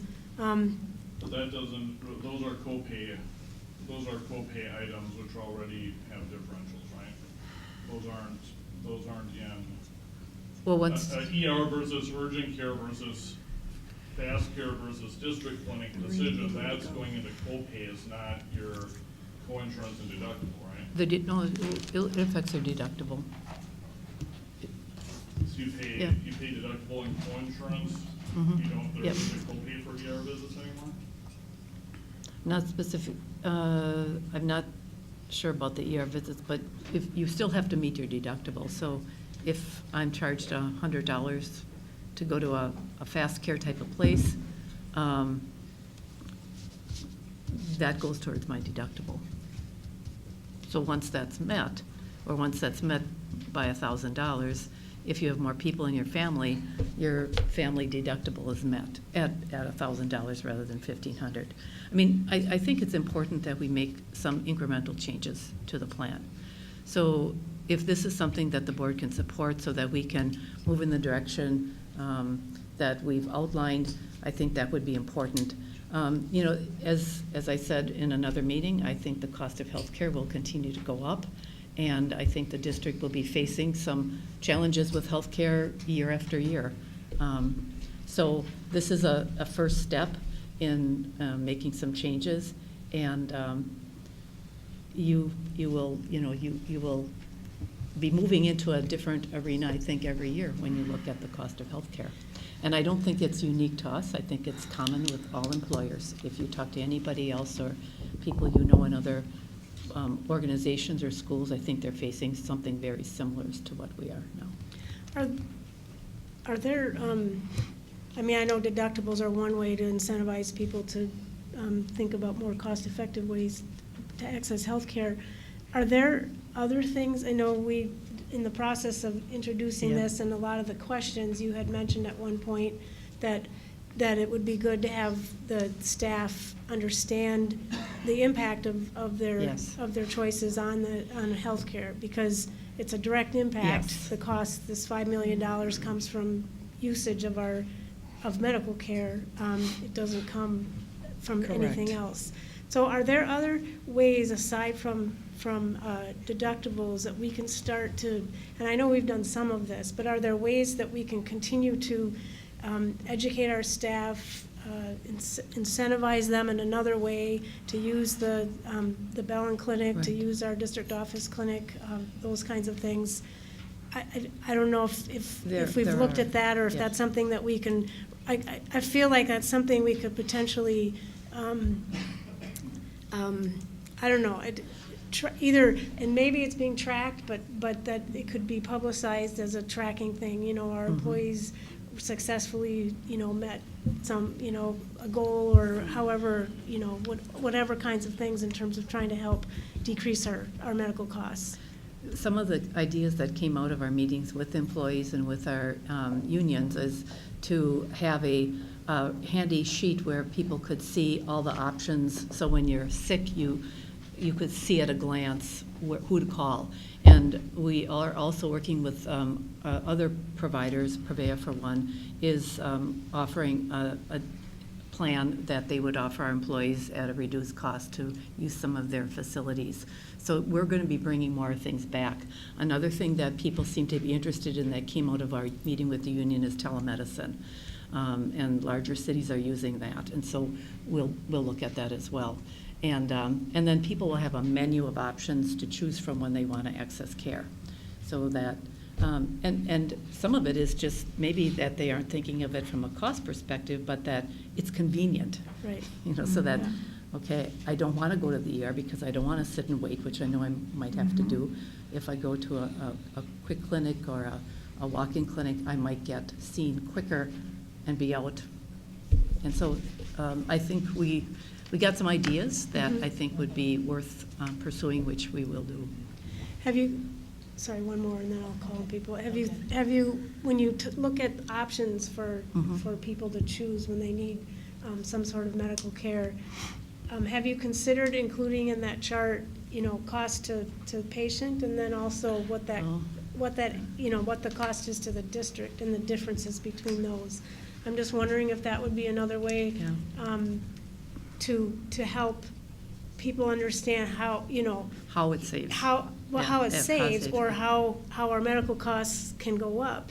If everyone chose, you know, option C instead of option A, then it costs the district, you know, $300 instead of $100, you know, then that's some of what happens in terms of mounting healthcare costs. Yeah, that's a good idea. Like, this is a typical ER visit, but this is what it would be.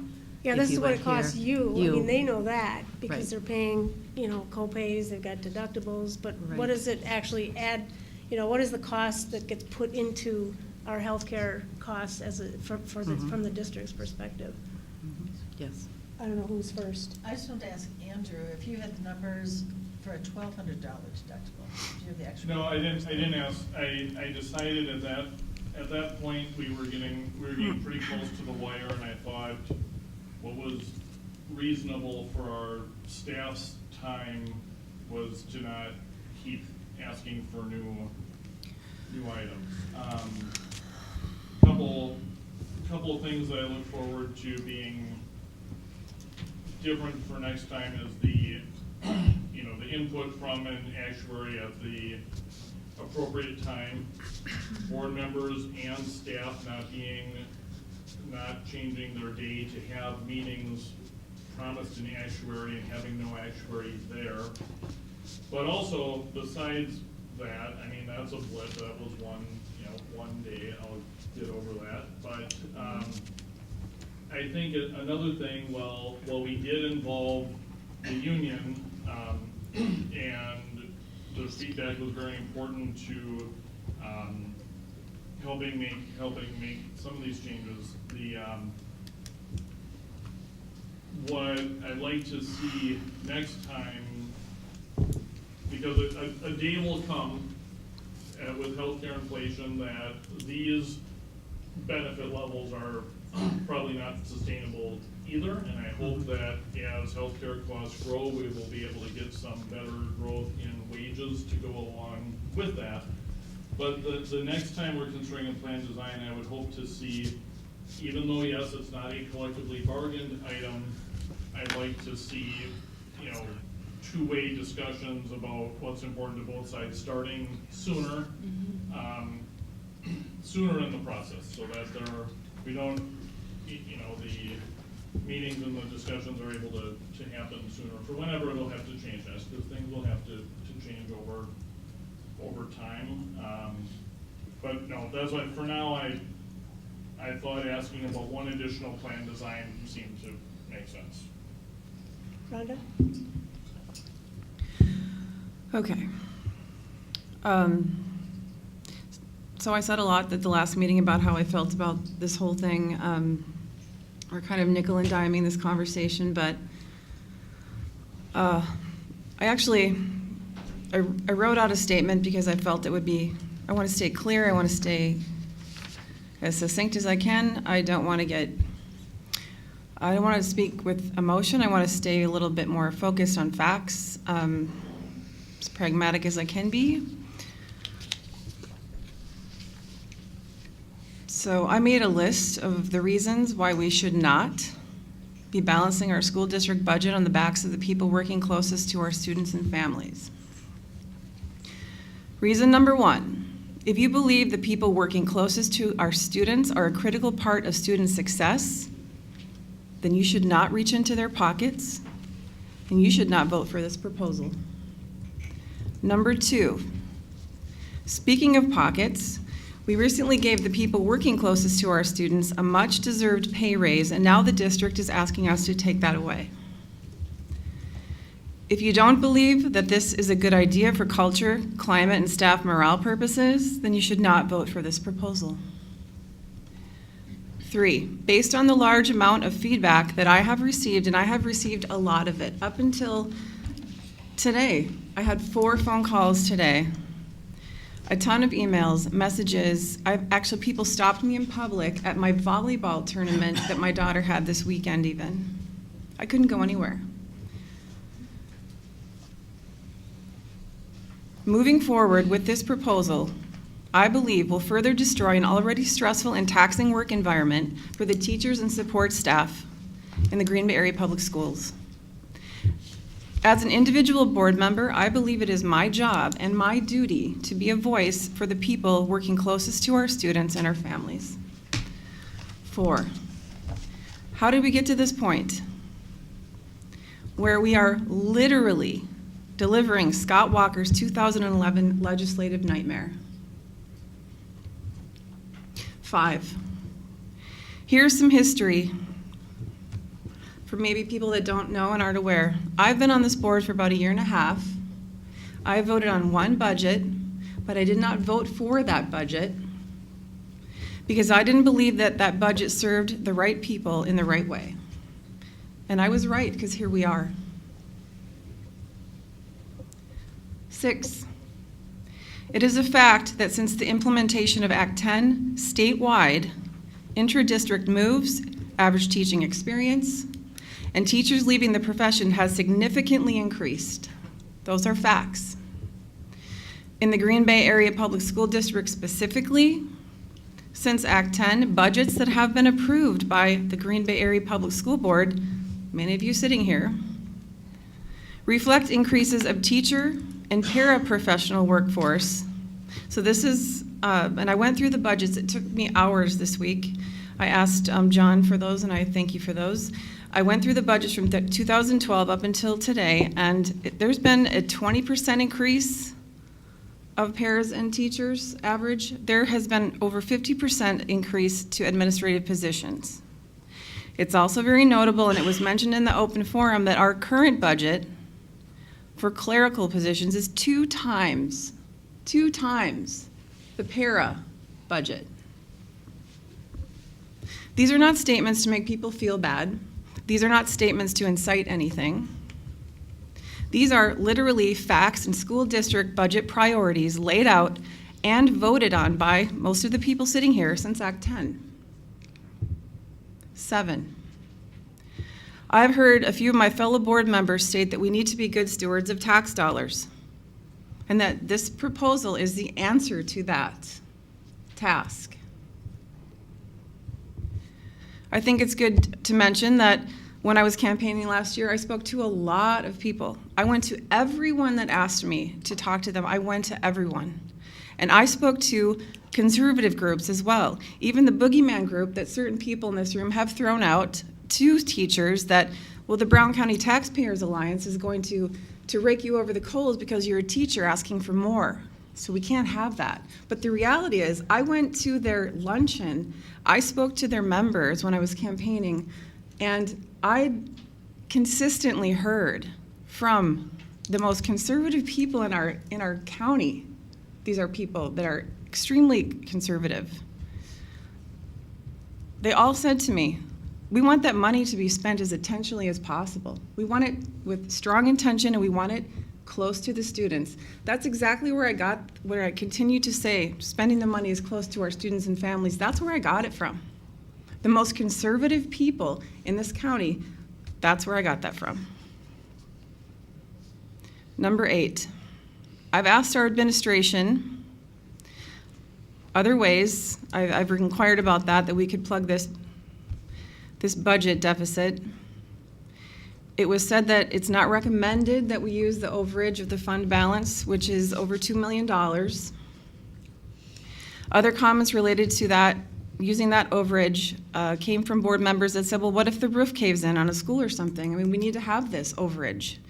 But personally, I feel like when you are going to the people, again, who are closest to students and families, and you're asking them to contribute to plug your budget, the roof's caving in already. Newsflash. 8, just a reminder that priorities are something that you invest in, you don't take away from them. 9, as a steward of tax dollars, I also believe that it's important not to assume that the state government's going to come in and save us all. I think that would be a huge mistake. And not to mention, that actually does the opposite of make us stewards of tax dollars, because what we need to be doing is creating budgets that actually relate to student achievement and wellness every year, whether we have a governor that, will maybe give us some money or not. That's our job. And finally, I would like to thank everyone who has reached out to me and shared their concerns and frustrations with this proposal. I've heard from a lot of people. I've spent hours on this in the last month, and I'm very grateful that a few board members requested more time, because teachers deserve this. Support staff deserve this. It is getting more and more difficult to be in these classrooms. It's significantly harder, and we all know this. So I can't imagine how this, if you are a person who supports public education isn't just a system. There are people involved in it, and we all know. And there was something mentioned earlier today about a study that was out there that said, for student success, teachers are the most critical piece of that. And that is true. So why would we ever go to them to plug our budgets? I think it's a huge mistake. I'm absolutely appalled. I will never vote for this. I don't care if we take $50 more off of it. The principle of going to these people they are the closest to our families and our students. They are everything to our district. I haven't heard from one teacher that said, that's a great idea. Let me do that. I'll pay more. It doesn't affect me at all. It's fine. I didn't need that pay raise anyway. Nobody has said that to me. And I'm here, I ran on this, and I meant it. I'm here to be a voice for these people, and I'm absolutely voting no on this.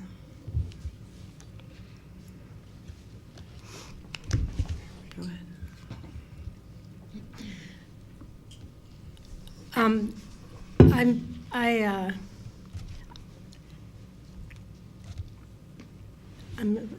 So my perspective on this is that part of what we're changing is going to help save us money ongoing.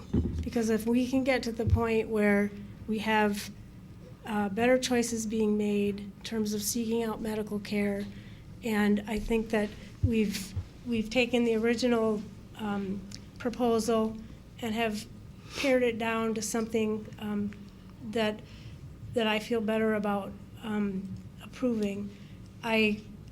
Of course, nobody wants to pay more money, no matter who it is or what you're asking them to pay for.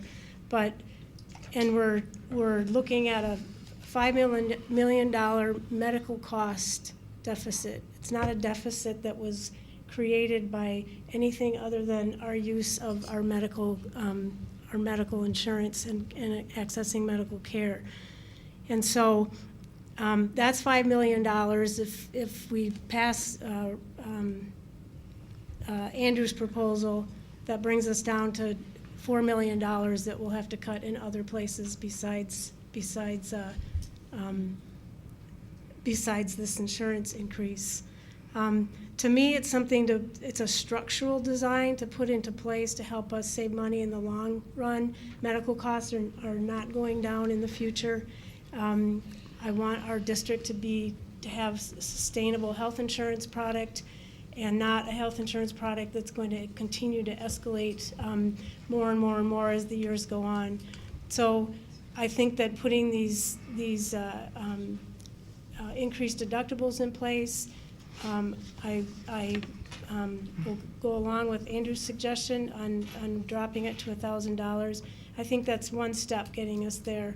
It's certainly not the answer, but I think that's why I mentioned really looking hard this year at how to help educate everybody, our paras, our custodians, our teachers, our administrators, everyone that's insured by our district, to make sure they're making the most financially sound choice as to where they seek out their medical care. So to me, it's not that I'm not valuing the people that are here. To me, it's our long-term financial viability, and this is getting us one step closer to that.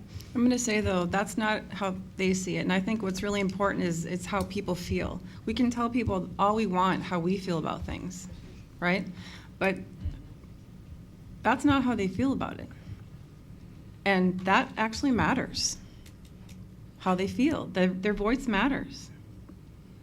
And I'm sorry, but I don't want to tell people where to go to the doctor. I think we need to continue to give people reasons to stay here. And if we're going to start micromanaging where they go to the doctor, charge them more and then tell them where to go. That's actually worse. We're not telling them where This to go. plan doesn't We're tell just them where to allowing. go. we're Your giving them the commentary information. about making sure that, they understand where they should be going. I mean, and then you mentioned convenience. And there are the people that I have talked to,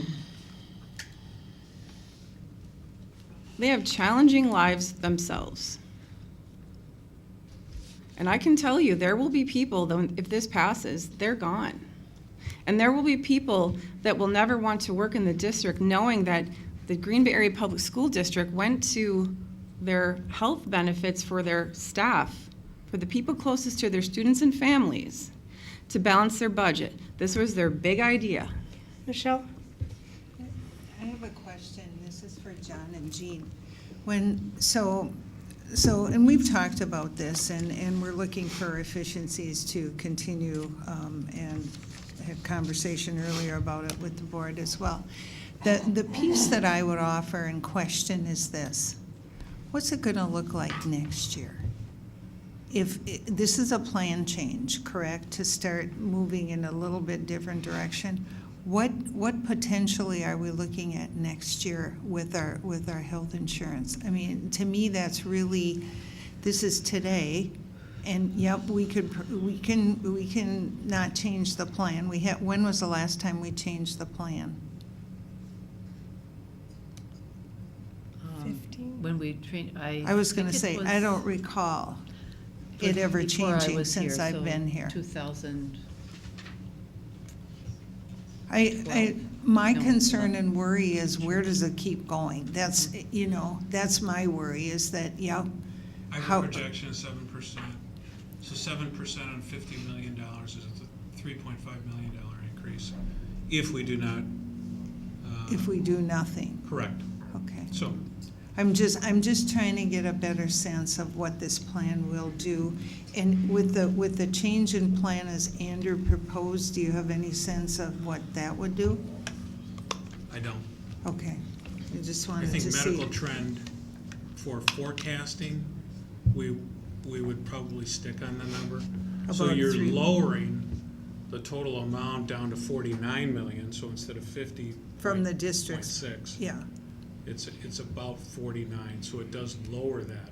And that's maybe what people are getting at, because is it sustainable That's for the what I'm future? asking. What do you think? And imagine that we were faced with $5 million increases in health insurance each year.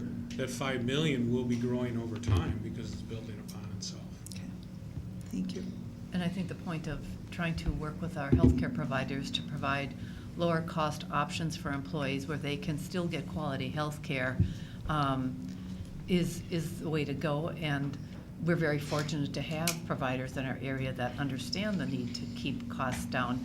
And it's not just for the district, it's for the person themselves, so that they're making good choices. And I think most of us have tried to do that in our own personal lives, and educating our employees to do that is something that I think is a responsible thing to do. Christina? You want to go, Katie?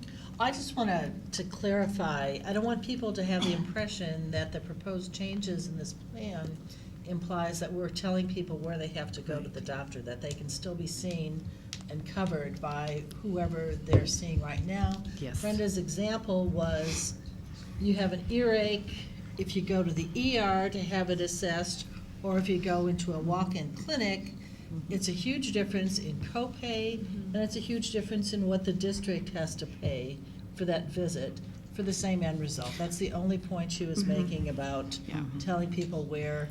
And I'm gonna tell you a story about what this looks like. Christina had her hand up. But I do want to respond to that. Can I go quick? I will be quick, thank you.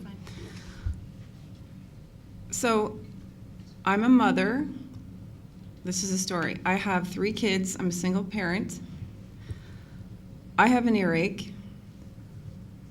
I'm at school working, like most educators do, very late. I have to pick up my child from basketball practice and make dinner. And my earache's getting worse.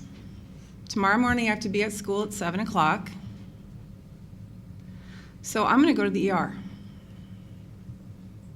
Because that's how people's lives are. And I think some of us forget that that's actually how most people's lives are. They can't just decide to go to the clinic because they have to be at work late, and they have children, and there's a lot of commitments, and sometimes they don't have help.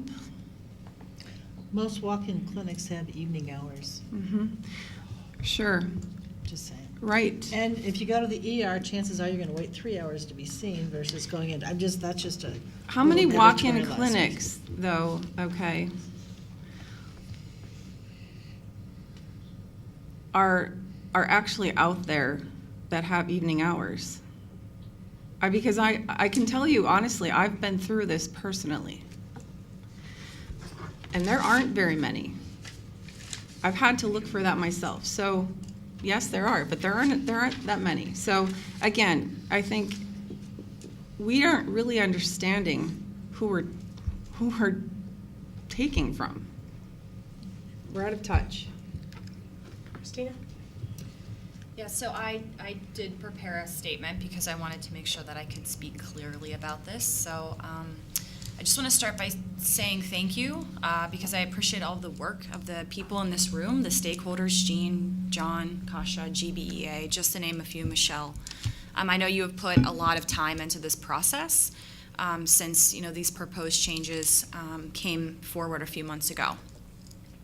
I know I've also spent a lot of time on the phone, like many of you, in meetings and independent review to better understand the issue, the connections to our larger budget, including the upcoming state budget, and how this will directly impact our teachers, staff, and district families. And I want to personally thank many of you in this room tonight who helped me to understand this process because it is very complicated, it is very multifaceted, and it has weighed very heavily on me. In the past 6 weeks, I've talked to and corresponded with more than 50 people who have shared their concerns and questions about the process of bringing these proposed changes forward for public input, how the projected jump in $5 million in insurance costs connects to our budget deficit, and how the changes will directly impact staff. I elevated all these questions, and thank you, Jean, for taking all of those. I know it's been a lot, to our district administration, and I spent a lot of time listening to the stories and fears of how our struggling and seemingly unsustainable health insurance system continues to put the rising costs of insurance on the backs of our employees. Like you said, it's not just us. This is happening all over the country. Many of these people are already struggling financially and emotionally with rising costs coupled with a fear of a reduction in services and coverage. From these conversations, I heard some of the following statements, and I did get permission to share this, and I'm not going to say anyone's name or where they work. Just wanted to share a few of them because I feel like these comments that came forward to me really spoke about the story of what I was hearing. One person said, in order to maintain my family's standard of living, I will need to consider what to take out of our budget. The other option is to take another part-time job. I already coach a sport, teach online, and teach at a local organization. More staff will find this as a necessity. This means that staff will be less prepared to face and meet the needs of our students. Another person shared, I have a daughter with special needs who uses medical care often. An increase in my out-of-pocket expenses will be a financial concern for my family. A fourth person said, I fear we will lose valuable staff members. I fear this will be a breaking point for many teachers.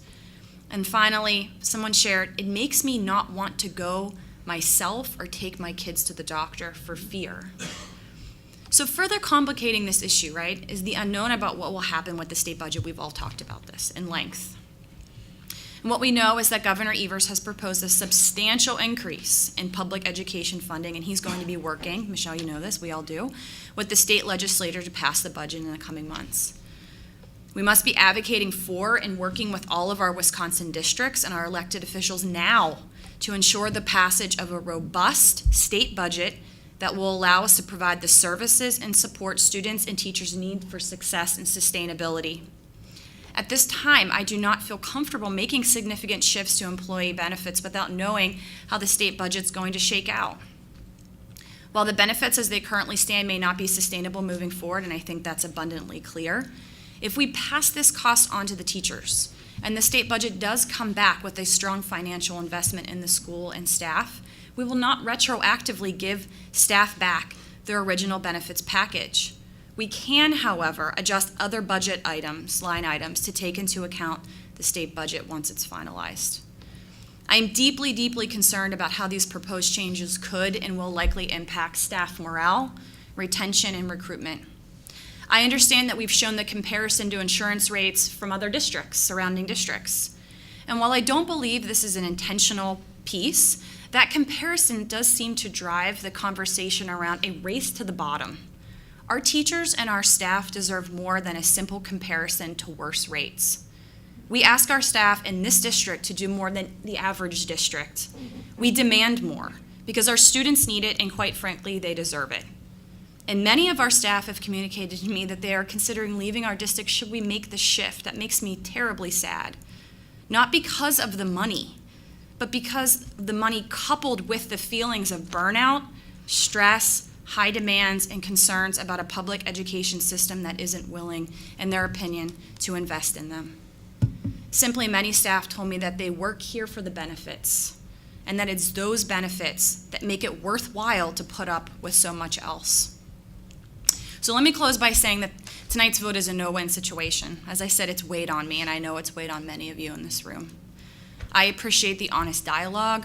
I appreciate the work that everyone in this room and people who are not in this room have put forward. And I really respect, honestly, the experts sitting here tonight who have done this. Here's my concern. Seems to me that we are very likely contributing to a declining culture and climate to our teachers when for many, there is an actual hope on the horizon if and when the state can pass a strong budget in support of public education.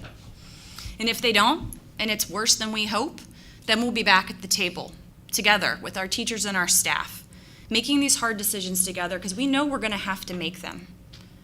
I'm going to stand with our teachers and staff, and I know many of you say, will do that as well. But we must ensure that we take the necessary steps to create a sustainable budget that aligns our priorities as closely to students and teachers as possible to support direct instruction and services. Until then, we need to honestly and courageously look at the other decisions we've made, the lessons we can learn, and next time, let's not first go to the backbone of our district, the teachers and staff, to ask for a deeper financial investment in our kids. I'm really worried that they don't have anything left to give. Thank you. I'm going to start off by saying full disclosure, when it comes to voting, I'm going to be abstaining. And I'll make the reasons clear for that when we come to the vote. I agree with a lot of things that were said. Right off the top, kind of repeating something that Rhonda said, we can't count on a state budget being any more favorable than what it's been in the past. I've looked at Governor Evers' proposed budget, and I would love to see that go through. I've also heard one of the members of the State Assembly saying if it was dead on arrival, that it was a non-starter. So we can only count on what we have currently, not on what we might have. Everybody in the district is going to take a hit. It's not just the teachers or the paras, but I appreciate that.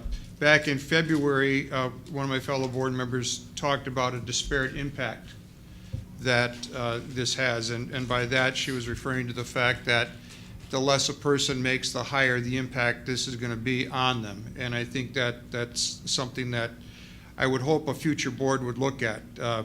You know, I am leaving the board soon. I'm not running for re-election, so you know, nothing to gain by that. But I would hope that again, a future board might look at a pay-based structure.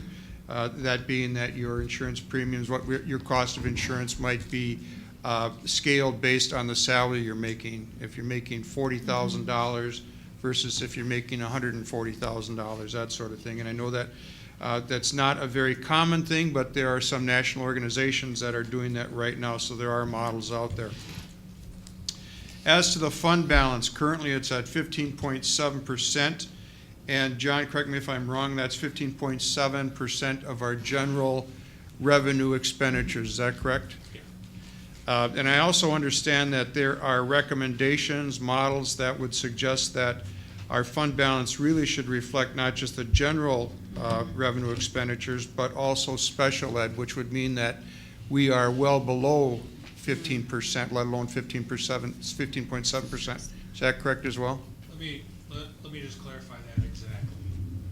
A regular education budget is $274 million. The current level we have, make that 16.8, but audits add in special education, which brings it up to $290 million, which brings the percentage to the current rate that's up on the screen behind everyone at 15.7%.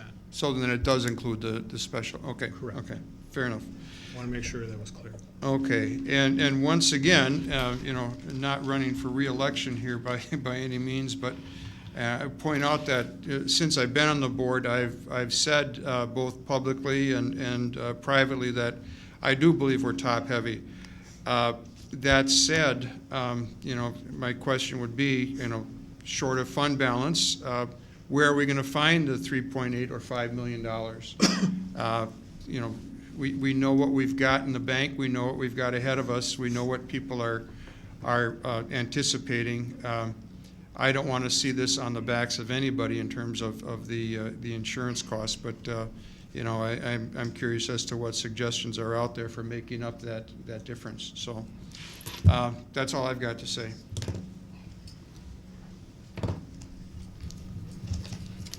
Andrew? Well, I certainly have given thought to these budget questions too. There's school district budgets are done in October and November. The structure's been set up that way for a reason, is that it's in response to every other year it's in response to a state biennial budget, which may or may not be done in time or might be done right at the very last minute before school districts have to make decisions in late fall. But it's just a consequence of timing that we have to do this now to have things ready for people to sign up for benefits.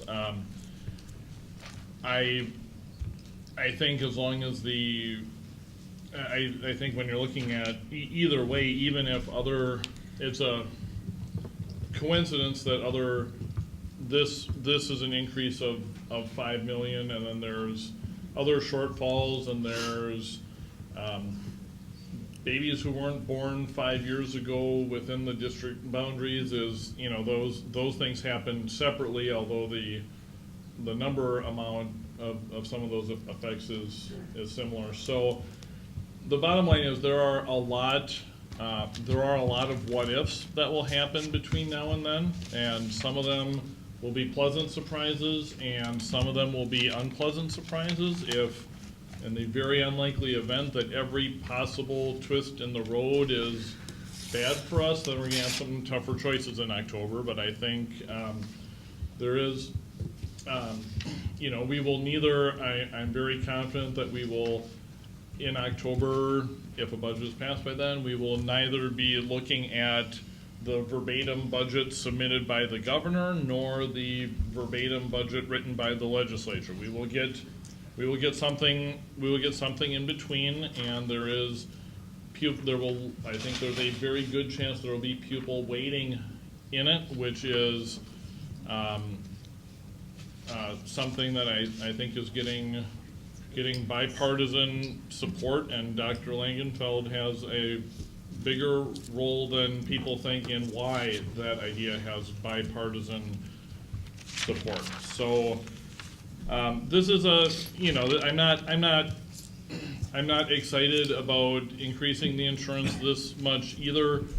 My amendment was an attempt to find something where I feel confident that a family experiencing average use on the family plan, even if it's our lowest paid full-time employee, would still see at least something of a raise if we're able to do CPI, and that's kind of what got me here. Everyone's gonna make their judgment call in their own place, but with this amendment, I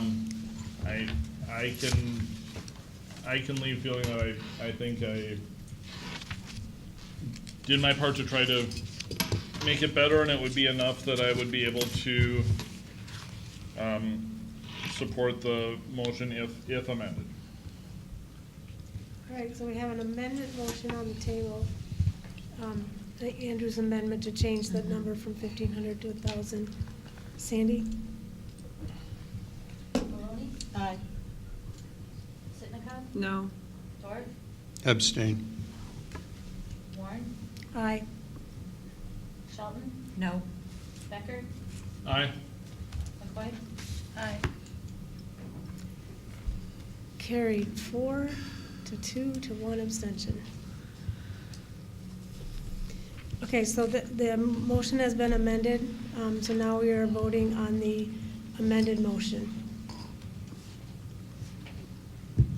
Sandy? McCoy? Aye. Becker? Aye. Shelton? No. Warren? Aye. Dorf? Abstain. Sitnikov? No way. Maloney? Aye. Carried 4-2 with 1 abstention.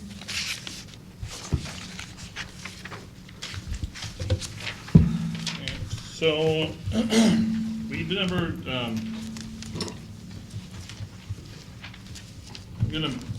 just start by moving the recommended motion, that the health reimbursement account contribution on the $1,500 high deductible plan be changed as presented, be approved. Second. So if we change that to reflect the family deductible, I'm concerned that this, we didn't really talk about changing that plan, and I don't want to do anything that would jeopardize the HRA eligibility or anything like that. The eligibility wouldn't change, but we try to keep the amount that we put into the HRA lined with the now new 500 plan. And so we would be looking to fund the HRA slightly more. The single would stay the same, but that family, we think, should go up by 500 to 2,000 because you've changed the family deductible by 500, if that makes sense. But we made it lower. So you funded the HRA more. You need to fund the HRA more so that it's the same Same. deductible in that HRA plan. Right, because we've always tried to keep those plans kind of on parity. And for all those people now in the HRA plan, I would want to make sure that they too have the $2,000. Otherwise, if you don't change it, Andrew, the family deductible will still be $1,500 for those on that HRA plan rather than $1,000. Right. Okay, so we should be saying that, okay, so the high deductible health plan is 1,500, 3,000. Is that right? Before our contribution? Yes. Okay, so the family deductible on the high deductible health plan is 3,000, because if it was less than that, it wouldn't qualify for the HDHP rules. Okay, so that's what was confusing me, that didn't say 1,500, 3,000. So, yes, if it's, we would have to allow, we would have to make that 1,000 single and 2,000 family. Correct. Yes, to make Yep. those, to make those the same. And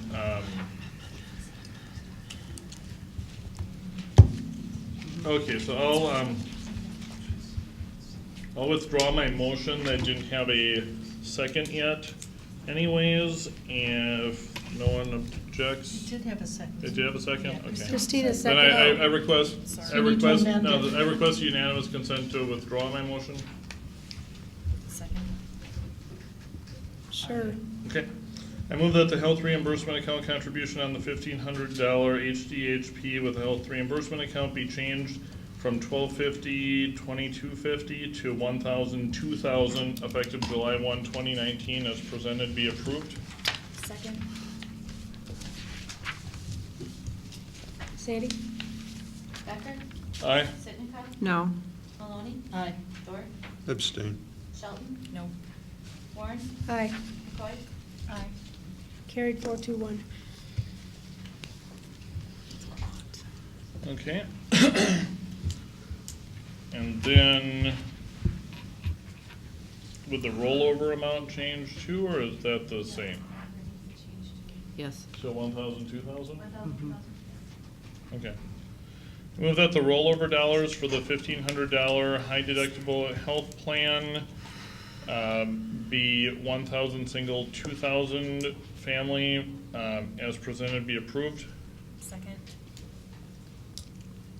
Just to clarify, a no vote on here, on this particular motion, would be a motion to make a plan, in this case, the no vote would make the plan less good for employees, correct? Because I would say that, otherwise, yes. if it failed, they would have fewer rollover dollars. Right, and that would not make that plan equitable to the 500 plan. Right. And we've always tried to keep, that's not always done, but we have tried to keep those plans on parity. Sandy? Warren? Aye. Becker? Aye. McCoy? Aye. Sitnikov? Aye. Maloney? Aye. Shelton? Aye. Dorf? Abstain. Carried 6-1 abstention. I move that the 2019-20 health insurance rates for the $500 deductible plan, $1,500 high deductible plan with HRA, and the minimum essential plan for active employees, as modified by this document we received reflecting the impact of the amendment that passed, be approved. Second. What number is that, Andrew? Sorry. So once we did once the plan approved, we Right. have to do The roll. we have to do the rates per month, which is this. It's D. Oh, that's D. Okay, sorry. This, I'm like, the rates for this high deductible plan would be as presented. This is, what I gave you would be the rates for the 250, moving to the 500, 1,000. Right. This is the rates for all of them. It's got both together. Oh, the other ones. I had Oh, all three plans together. oh, yes, that's correct. So that's correct. So the rates of the other two will be Are the same, and then the ones the rate that I This one passed out is this one. increased. So this is what you're voting on, yes. Right. Sandy? Shelton? aye. Maloney? Aye. Warren? Aye. Dorf? Abstain. Sitnikov? No. McCoy? Aye. Becker? Aye. Carried 5-1-1. I move that the 2019-20 health insurance rates for the $500 deductible plan, existing $500 deductible plan, $1,500 high deductible plan with HRA, minimum essential plan, and the prescription plan for retirees as presented be approved. Second. Sandy? McCoy? Aye. Dorf? Abstain. Becker? Aye. Warren? Aye. Maloney? Aye. Sitnikov? No. Shelton? No. Carried 4-1. I move that the plan design for the dental plan add a 25 single, 75 family deductible for both active and retiree plans effective July 1, 2019 as presented be approved. Second. Andrew? I'm wondering what would, if we didn't do the deductible, but we instead just charged more and that was kind of spread out, what would that look like? I'm not saying I have a strong feeling one way or the other, but Right. We wouldn't save as much money. With this change, we are actually saving some on the dental plan, and we don't have to raise the increase. I'm looking to see what that is in my binder of all this material. But the reason is that, let me just go back to the original board memo. We were going to, with this change, we would actually save some money on the dental plan, and it impacts not all that many people. I think we gave that to the board. I have to go back to my memo. I've heard much. I've had a few questions about the dental. I've mostly heard about them and focused on the health, so I thought I would get the question out there. I don't have a. So the dental plan was calling for a 3.55% increase in premiums, which is a $136,952 increase to the district. With this change, we wouldn't have that increase, and actually there would be some savings. And we looked at the number of people I think that it would affect. I don't have that quickly in my hands, but I think we provided that to the board.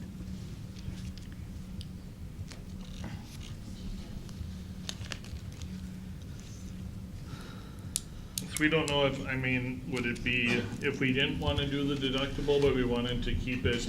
Jennifer's coming. We would have to increase the rates, and then there would be an additional cost to the district. Do you have the savings?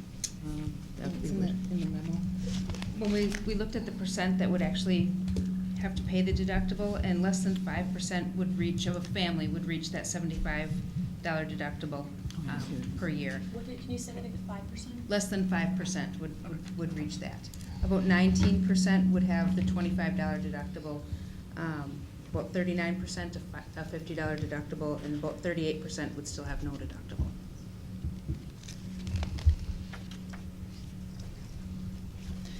What we looked at, we still, even with the $25 deductible, it doesn't include your wellness checkups. It includes more of the major dental work that you need done. So, and I know it's $25, but it is very low compared to what other dental plans require. It's still a very, very good dental plan. Sandy? Sitnikov? No. Maloney? Aye. Warren? Aye. McCoy? Aye. Dorf? Abstain. Shelton? Aye. Becker? Aye. Carried 6-1-1. No, 5-1-1, sorry.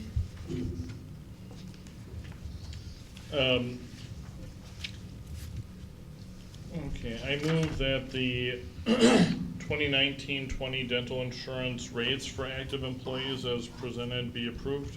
Second. Now, these are going to be the costs. This is going to be the budget amounts calculated off of having just passed the deductible. Right, and there's no increase. There's So no the change. rates will be the same as they are this year, but Okay. you still do vote on them to keep Okay. them the same. Sandy? Becker? Aye. McCoy? Aye. Shelton? Aye. Dorf? Abstain. Warren? Aye. Maloney? Aye. Sitnikov? No. Carried 5-1-1.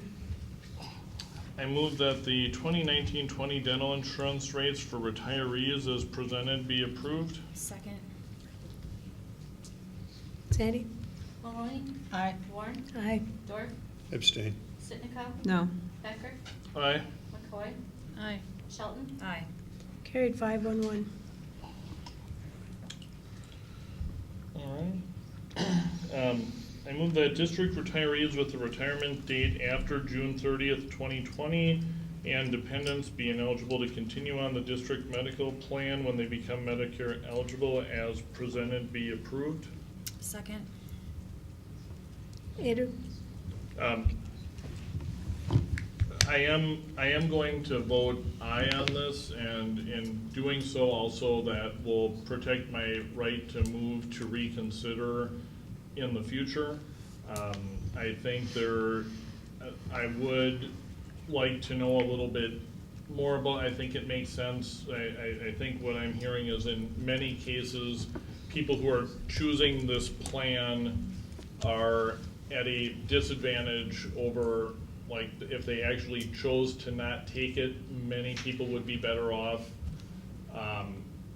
with traditional Medicare supplements. But my expectation is that long before June 30th, 2020, that we're bringing in resources to help our staff make the transition to that. And I will be, if I don't see that happening, or it doesn't seem to me that that's going to be ready, then I'll be exercising my right to reconsider, having voted in the majority.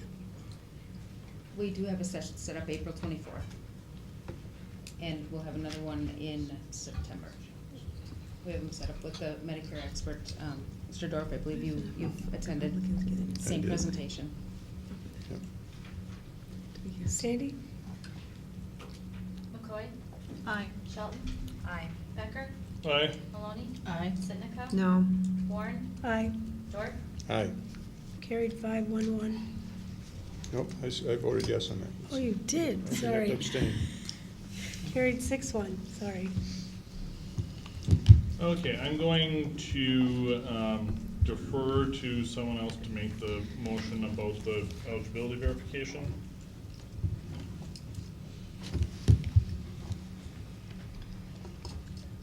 I move that the district enter into an agreement with Impact Interactive to conduct a dependent eligibility verification for active employees, medical and dental participants as presented be approved. Is there a second?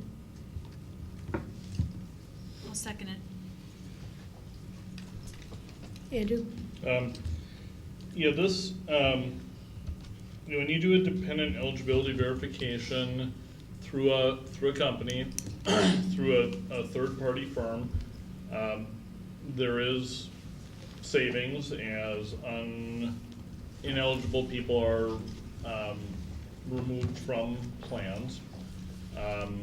I'm not taking anything away from the fact that the administrative proposal reflects certain best practices if you're going to do this. It has, they're not proposing a look-back penalty. They're only proposing that someone would come off of benefits going forward if they're ineligible. Well, I appreciate that. I think that I think there's a better way that we could take a first look at dependent and spousal eligibility. I believe that we could do a softer audit in-house with a self-certification. I am concerned if we use a company and we move that decision outside of our walls, that I'm concerned about the impact of morale. I'm concerned about what happens to people who have difficulty getting documents, if they need documents from another state. I've worked with emergency assistance before, and I know what that's like if you have to get documents on a timeline from out of state, and it's bad enough that for emergency assistance purposes, the state of Wisconsin has seen fit to have quite a few other alternatives when that happens. The stakes here, and I'm not concerned about the majority. I'm concerned about the one or two people that make a mistake, that they don't read something, they don't get something in on time. The stakes here are not just you missed the deadline for your personal health assessment and your insurance costs $20 more per check. The stakes here could be an outside entity terminating your child's health benefits because of paperwork, and yep, it would probably get worked out, but I don't want anyone to have their insurance card come back no good because of a paperwork mistake. What I am going to propose instead is that the district first try self-certification for people who are electing one of the group plans, where people would be physically filling out on a piece of paper that they're, actually writing down, this is my spouse, and however, whatever we do, date of birth, last four of social, these are my kids. They'd be on paper, hand signing something that said, whatever the proper legal terminology is, that I'm signing my name to something that says I affirm this is the truth. And it is different. If you do this, you do have to stop and think about it. Oh, wait, did this change? Or, oh wait, is this, was I doing something different than what the, there's some gray area, there's some things that people may think that a child is eligible because they're claimed on taxes. That might not be true for insurance. It's a softer step, but it is still a step. And I don't want to take no step at all, because I think many, in a district of this size, we would probably see a few dozen honest mistakes of an ineligible dependent that an in-house audit would pick up.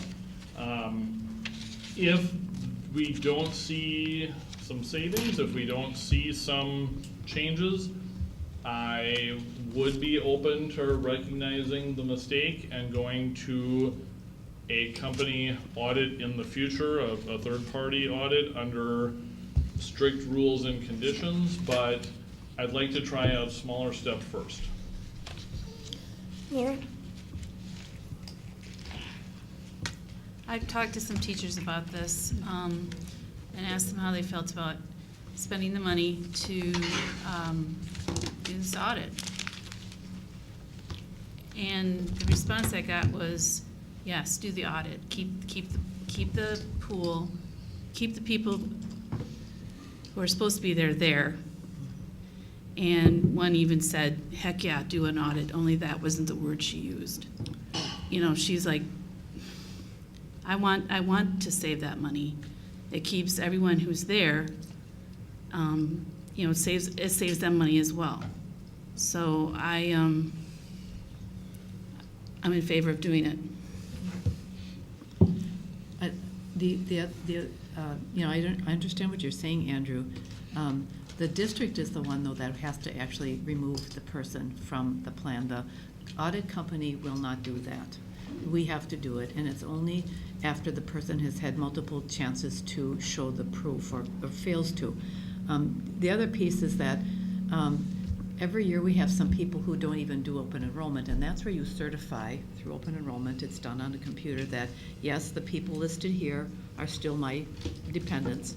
So people don't even go and do that. So we just have them into the plan that they always were in. So if we did a paper pencil offering, what happens when somebody doesn't turn it in? We have to still have some teeth in it, because we will have a few people who won't do it. And even after several reminders, what then is the penalty for not turning it in? And they might not turn it in because they don't want to, because they might have somebody on that shouldn't be. So we could do a softer approach, but I think every year we are asking people to recertify that the people that they list on their form, now it's on a computer, used to be on paper, are those dependents. Right, but there's a difference between check, yes, it's, crud, it's 10 o'clock the night before, it's due at midnight, check, Yeah. click, done, versus, okay, I'm looking at this, maybe I didn't read it, but I have no argument that I didn't read it because I'm about to put my name right underneath that I acknowledge that I'm committing insurance fraud if I'm lying on this piece of paper that I'm about to hand sign. I think it's a different level of attention and proof to the district, I think, than this. And I can't imagine I think more people will fall through the cracks, I think, with a company than with this. And honestly, a company, a for-profit company has honestly an incentive to show savings, and I don't know if it's best for business to be super aggressive grabbing every last person who forgot. I think they'll make the number of attempts specified by contract and say, here you go, here's who we recommend you kick off. Just in practical terms, do we have the capacity to do that kind of audit internally? I think it would be very difficult. Not so much for the people who turn it in right away, but the work is often in reminding people who don't turn it in. I mean, every year we have people who don't turn in things, and that's where the work is going to be, and then going through the thousands of papers that we'd have to do. There's literally thousands of dependents on the plan, and we would have to manually look those up against each person. Yeah. It would be very time intensive. Michelle? You said something really important.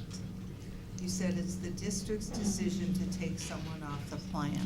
What does that look like? What does that sound like? Because what I'm hearing is people are concerned, as we all should be, that someone would inadvertently be taken off the plan unfairly, or that something would rush to judgment and we wouldn't give them those opportunities. Well, So the company will how say. can we, Yeah, where can we find those assurances? The if you company did will tell this? us, this individual does not have the proof that they are a qualified dependent. They might say the person is a nephew, and there's no documentation that this person is a dependent child. And so we will take that nephew off the plan. If there is no evidence that the person is married, and they don't just use marriage license because, like we talked about, could be old. It's current tax records that show that you're married and filing. And so if they don't have that, they'll say they don't have the documentation to show that they are married, and then we would take them off the plan. If the person comes back and says, well, no, this is what I presented, we would go back to the company and say, help us understand these documents. Would then, but in Andrew's case, if somebody is having trouble getting the documentation, if their, marriage was in another country, if they're, I guess that's a bad example, but if. It would be tax records is what they said they use a great For deal the to. marriage. Yeah, marriage. Okay. Mhm. What about birth certificates? The dependents, it's birth certificates. And what about people that can't get birth certificates for their kids, or a birth certificate of a type that this company recognizes, then what? Immigration documents. Right. They gave us a whole list of other documents that they could use Oh, okay. if birth certificates weren't available. I guess my question is mainly, we have a deadline of whatever it is, 45 days to get your documents. If someone's actively been trying to get their documents and Yes. they're struggling, we're not going to kick them off the plan. We're going to continue to allow them to Yes. figure that Yeah. out. I mean, I Yeah, think that was my there main has to be question. some grace period, but, there comes a point when we would have to make a decision if this is just, I can't get the documents, or maybe the person really isn't there. And they said they have very, very little problems when the person is a dependent getting these documents, because they have alternate documents that you can find and produce. And people know as you go through it, when you submit that you attest to your dependent, and when you submit your information, they tell you right then and there whether it is okay. So you know throughout the process whether it's been accepted or if there's more questions. And they help them identify what documents are needed. What kind of a timeline are we looking at with this? I mean, I had concerns about this being draconian and wanted to 45. make sure that there was lots of notice ahead of time, giving people the opportunity to gather what they needed, but you speak to the timeline. A company that, when we talked to them a second time, they said that a 45-day timeline is what they recommend, and that in their experience, giving more time doesn't increase compliance, that most people can get the documents in 45 days. When would we notice people that this is going to happen? We could start that right away. And then the 25 days would start when? 45 days would start at the end of open enrollment. Okay.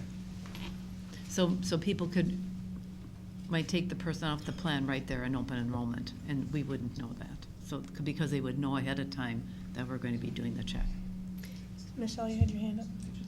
You're good? Yep, I'm good. Rhonda? This is a question that I don't know the answer to. Do you have to be a legal citizen to work in the district? Yes. You do? Yes. So you have to have legal Legal status? status, yes. Okay.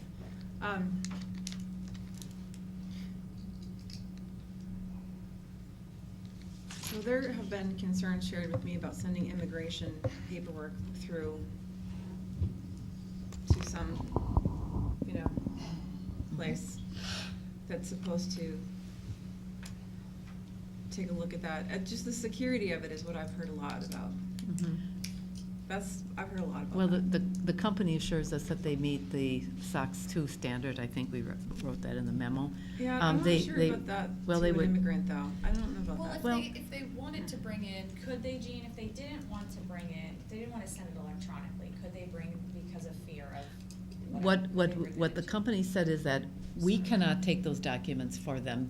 We would have them come in to Human Resources, but they would have to send those documents in. We would help them do that. Redact the information that they don't need, any identifiers that the company doesn't need, such as a social security number, so that they would be confident that unnecessary information isn't sent electronically. For the few people that might involve, would you guys be in a position to just go through the process yourselves and bypass the audit? They really suggested that we not do that, because then we're making determinations about things that we may not be, we shouldn't be doing. It's a correct word, the audit has to be done in a certain way and with fidelity. And they really suggested that we do not get involved in doing that, other than, as I said, having somebody come in and showing them how to upload it electronically. But they also have a call center, and they said that most of the questions can be answered through the call center that the person would call, and then they step them through how to do it. And they have in multiple languages? Yes. Yeah.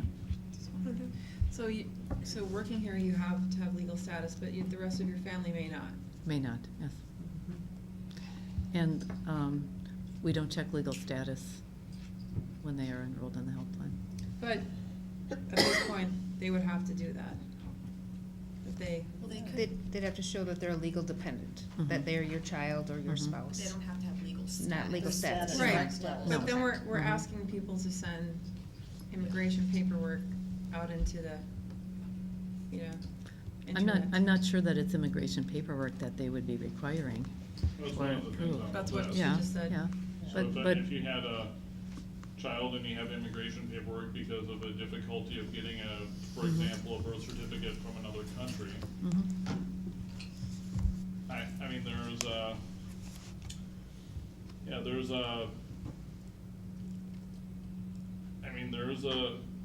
a fear about what happens. And now, do they get paid per employee that they audit? no, it's the rate that they give us is based on the size of our district, but it's not for every employee that comes through. And there's no increase if they take more or fewer people off the plan. They don't actually do it. It's one rate. for us. And it's based on the size of our district. Yeah, you know, if I were to maybe think about going with this company, the only way it would be is if we offered the alternative for people who don't have confidence in the company to come in and do it here, and certainly we have people who are capable of doing that. Now, that doesn't necessarily mean, I'm just thinking out loud here, I've not decided I'm gonna vote. This will have to change from just only being a company process to get my vote, but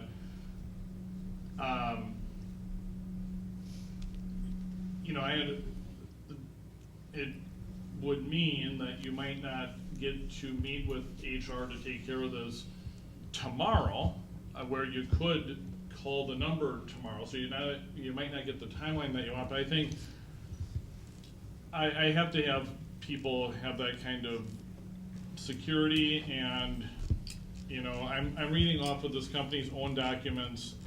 I want strong, sensitive communication, and the company says, we use a method called empathetic directive communication that delivers hard messages in soft ways.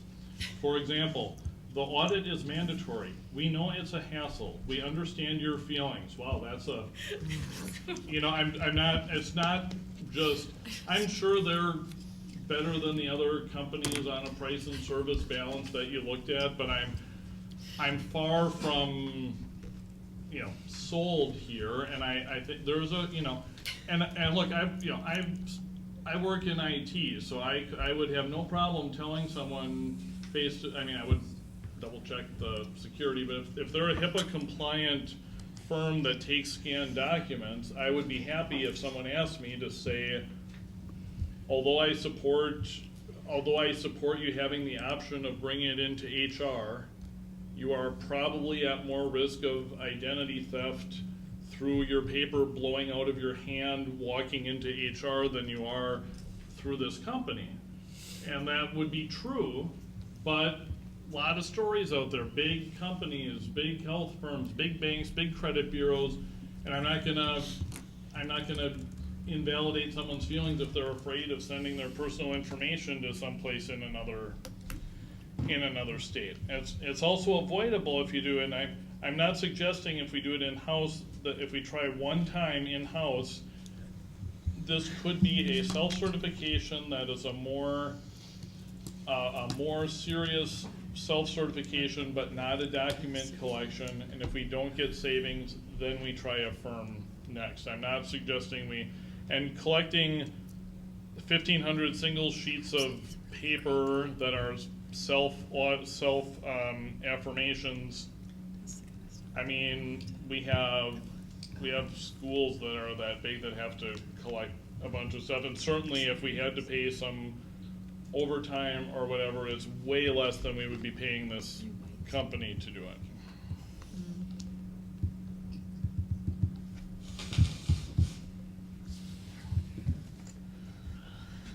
Sandy?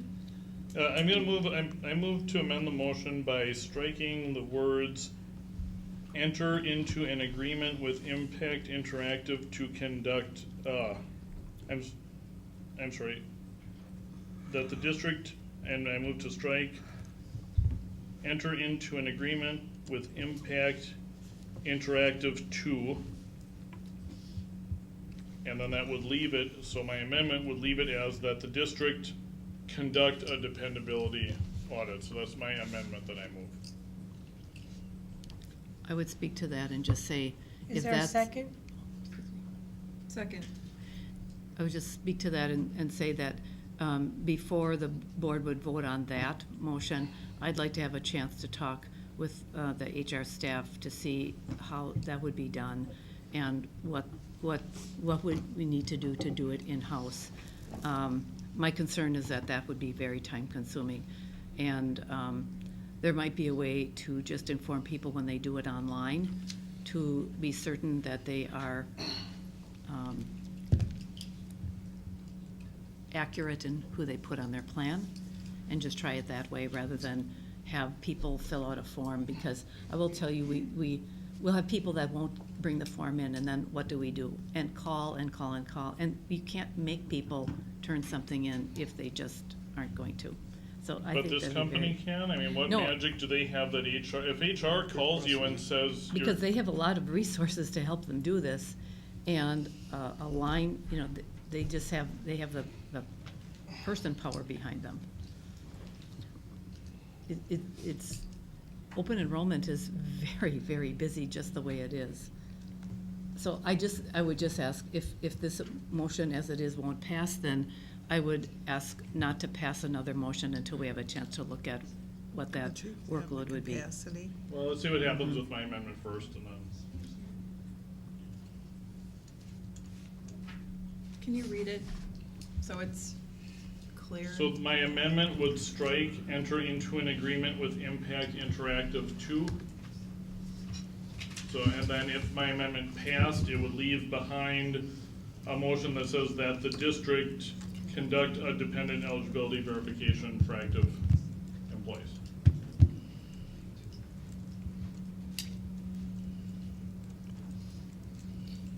So can I ask a question though?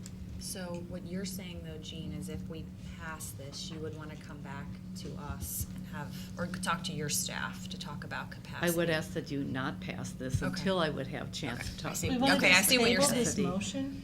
If the board is not, Gene, they could pass this and not then vote on the revised motion.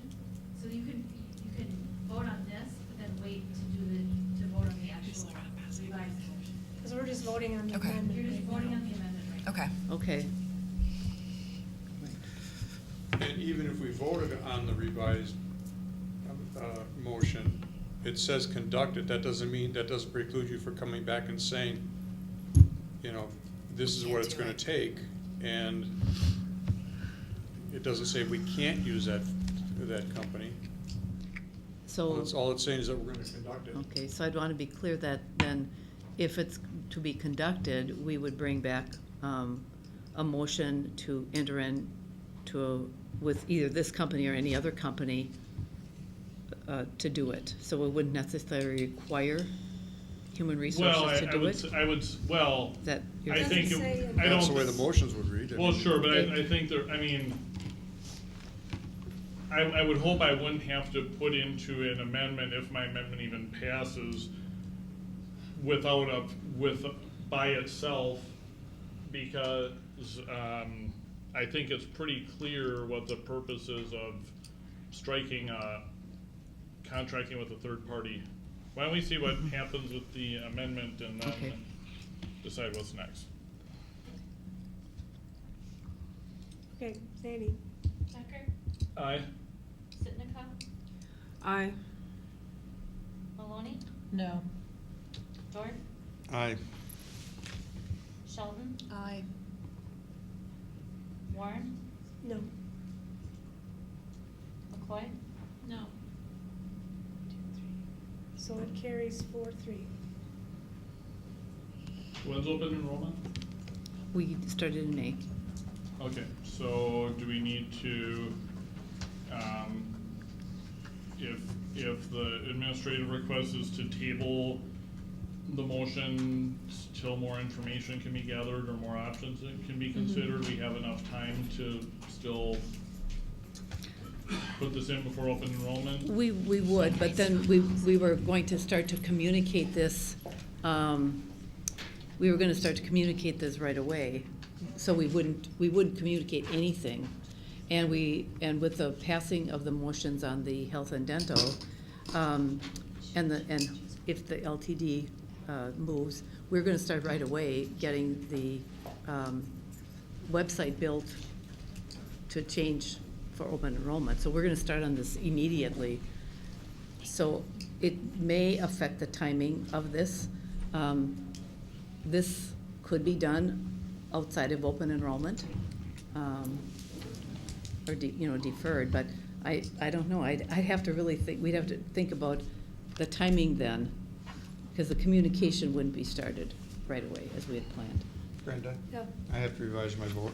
I was reminded that person I live with would be subject to the retiree audit, so I'm gonna have to change my vote to abstention. Okay. So then it's 3-3. And so it doesn't pass, correct? We weren't going to be auditing retirees on the plan. No. Okay. Okay, well, I withdraw my withdrawal then. Well, so I'm not in favor of delaying, because the part of having it around open enrollment was to give people the grace to be able to Get take it off, themselves yeah. off without the embarrassment of being called out. Mhm. So to me, if we can't get this done this year, then I would vote to delay it until next year. And it sounds like it potentially can't happen if you are expected to do it in-house. I think it would be very difficult to do it in-house. One sheet of paper. One I still- sheet of paper with, and I'm not saying you couldn't hire more people or pay overtime or pay a temp or something to handle self audits. I mean, if it would really cost, look, if it would really cost more than the company, then yeah, do the company. We're still faced with the situation where somebody doesn't turn it in, and now what? And that will happen. That's gonna happen with the company. It's just that the company is gonna be a faceless decision happening in another state. But they will come to us and say, here's what we've done. Otherwise, staff and HR and others are gonna have to do that. When you talk about folks not filling out the open enrollment or not updating, isn't that a requirement to maintain your plan? No, because if you don't go in, and we have people that don't go in, it just stays the same. It just rolls. We ask them to, we beg them to every year, because it helps us comply with the Affordable Care Act. And when they make that positive election of their medical plan, even if it's to waive the medical, that gives us what we need for the Affordable Care Act. We still have people that don't go in. And we have the auto reminders that go out. We do it consistently through the process.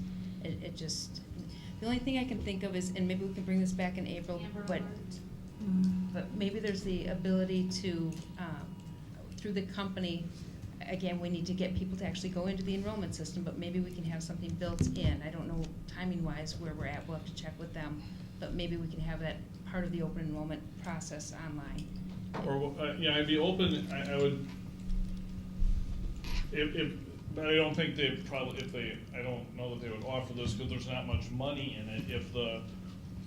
If the company coordinated a soft audit, and then we could see how that did with a self-statement, and then we could do a hard audit with turning in paperwork if we don't save money the first time around. But I would be surprised if a company would offer too much of a discount for that because it's not their normal. I'm talking about we have an online enrollment system, and I'm saying have it be a part of that. Yeah, but that's where exactly what I mean, is that it does something different when you can't just click, click, click. What I'm saying is to have them change it for this year, so that people Where you aren't have just. to stop, Basically, type in, reset everybody. have to do it, Right. have to enter your. I'd be open to that. I'd like to see what that would do. My motion doesn't require a paper form, and if it's really that bad to change to reset the open enrollments and say everyone has to do it, and communicate that now and communicate it well and include legal language into the website that says, if necessary, it says that I understand under penalty of whatever that this is, if we have to update that at all. I'm okay with it being on the computer, I guess. I just, So you could wipe everybody clean and not allow a rollover and require everyone to fill that out again. and that helps us in other ways too. Our issue there is going to be the people that don't go in. And then if they don't go in and put people on the plan, and we will have people who just don't do it because we just do, their dependents won't be covered. It'll default to It'll single default to coverage. single coverage. Mhm.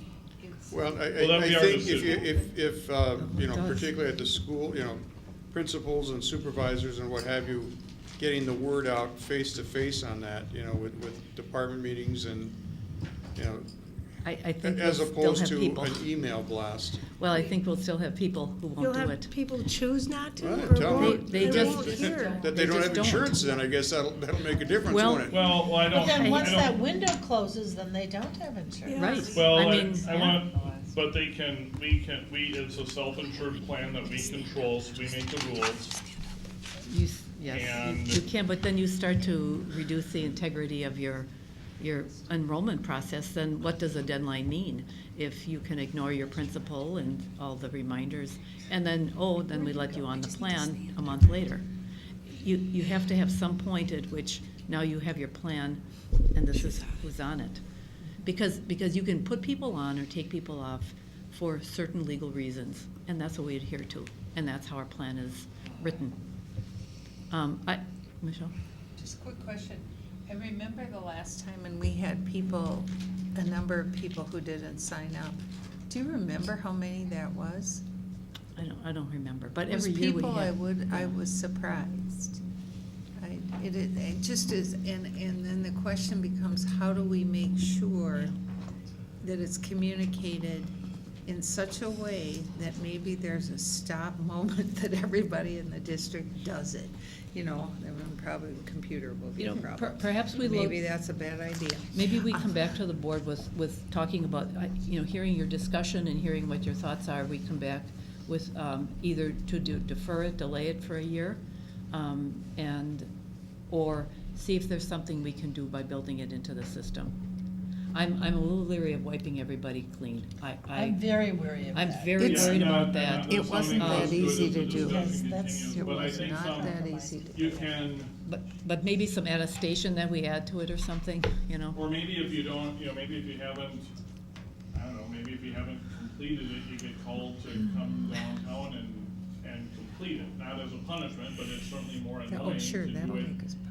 You have to do it that I think deferring it for a year is a good idea, and you make it very, very clear, and you keep hammering that this is coming, it's coming down the pike, and this is the way it's gonna be, and get your documents, so you got a year to do it, what have you.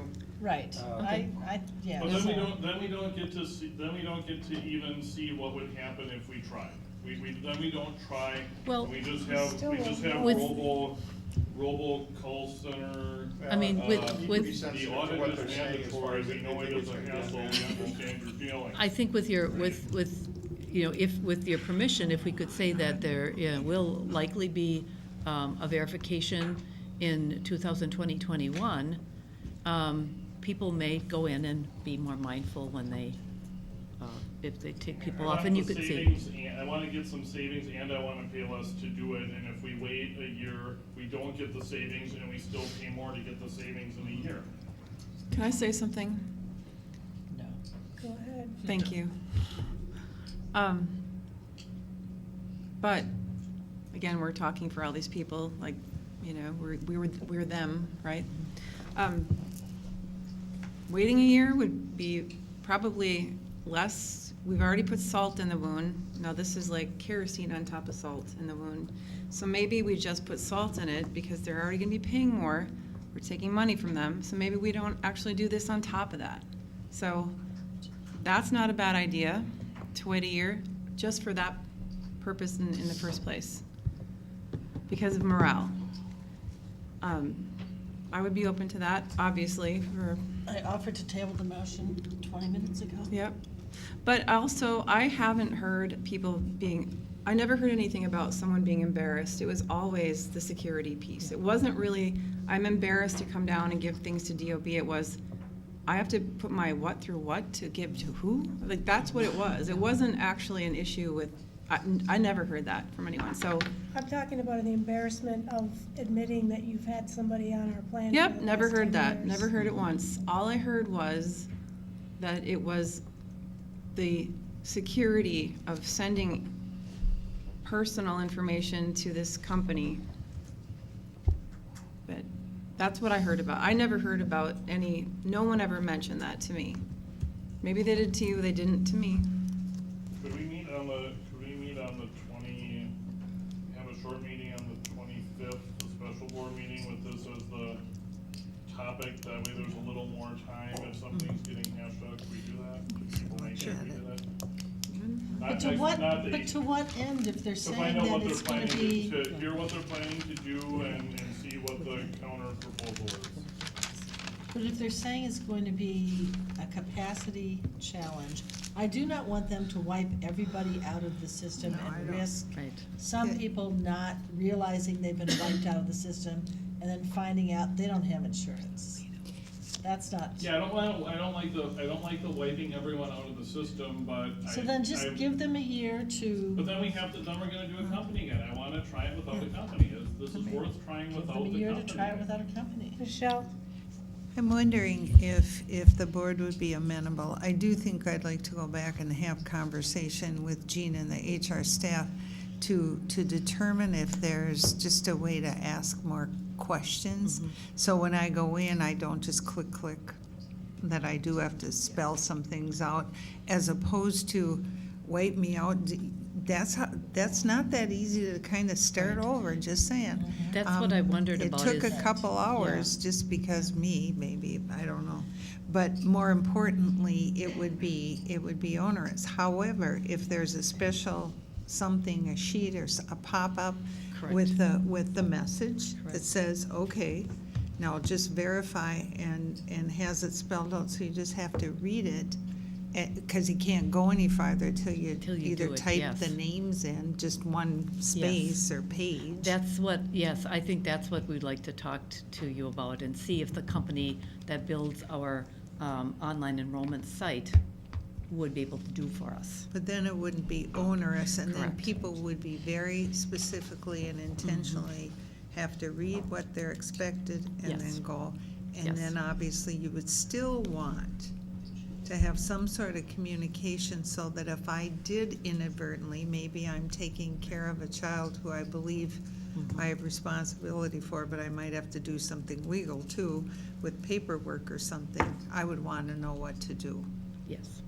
So, I don't know. That's why I'd like to Yes. at least maybe, because to Laura's point, I think there isn't anybody who wants to pay, so I think that's where Andrew was trying to go to begin That's why I with. certainly did not, my But plan we was don't never wanna- to vote against doing any kind of an audit, because I do think, and I think most of the time it's an honest mistake, probably, and that's why I think so would we schedule it on a short special on the 25th, or would we Can't only we if just needed, handle or it on what? the 1st of April?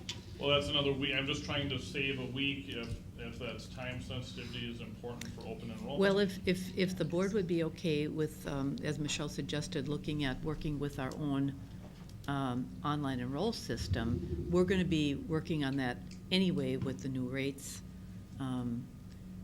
So then I don't know that we would need to have a meeting.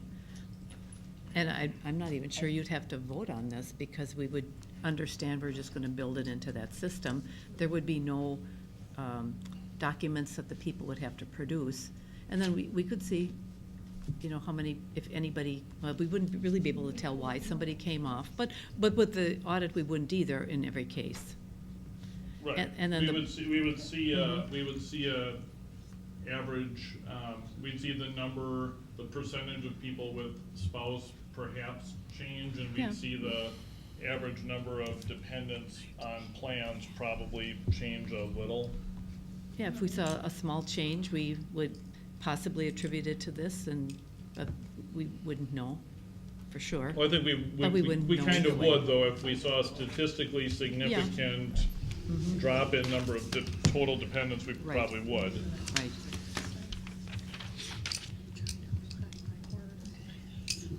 All right, so we will schedule a meeting. If we have to, we could schedule We a could- we special could- board meeting on April 1st. April 1st, we could do that. Yeah. Or we could bring it So at you the can- we could do this as a discussion item. Well, no, I'm thinking if you need us to vote. Oh, to vote, yes. Yeah, we don't really, it's a We'll practice that we schedule- call us, well, yeah, we could just call it right before the. Yes. Right before the work session, have a Okay. special board meeting and then post it as a vote. So what do we do about this motion then? We would table it, I think. I still think we should vote on it, because otherwise, if we table it, then, yeah, I still want to be voting to direct there to be an audit, just that the district's doing it. And I'd rather wait until we know more, so I know what I'm voting on, and wait till April 1st. If we built something into the system that would be like a pop-up, like Michelle suggested, where you had to read something and then click, I verify that this is true and correct, that really wouldn't be an audit. It would be, because there's nothing. A reminder. It would be more of a reminder, it would be a, I wouldn't want to let people think that that's really what an audit is, because it isn't. Well, actually, the word audit isn't in It's there. not It's in the there, yeah. district It's not. conducted Verify. dependent eligibility verification. So a Okay. self-certification is a soft verification, I think. Okay, as long as that's clear that that's what we would try to do. And that doesn't preclude us from taking a new vote if, when you come back on April 1st, Mhm. none of this is possible. We could make a new motion to give you Yes. direction. And I think Even we if could this passes Yes. today. And I think we could still Right. meet the deadline for this. And if there, if there is, I would have had my amendment failed, there were I did some consumer protections, I probably would have made motions for amendments, so if what we're asked on is to look at the company again on April 1st, I would say I'm leaning, strongly no again at this point, as I was now, but like I said, maybe if I saw some alternatives and a right to use HR instead of the company if you don't trust the company, maybe, but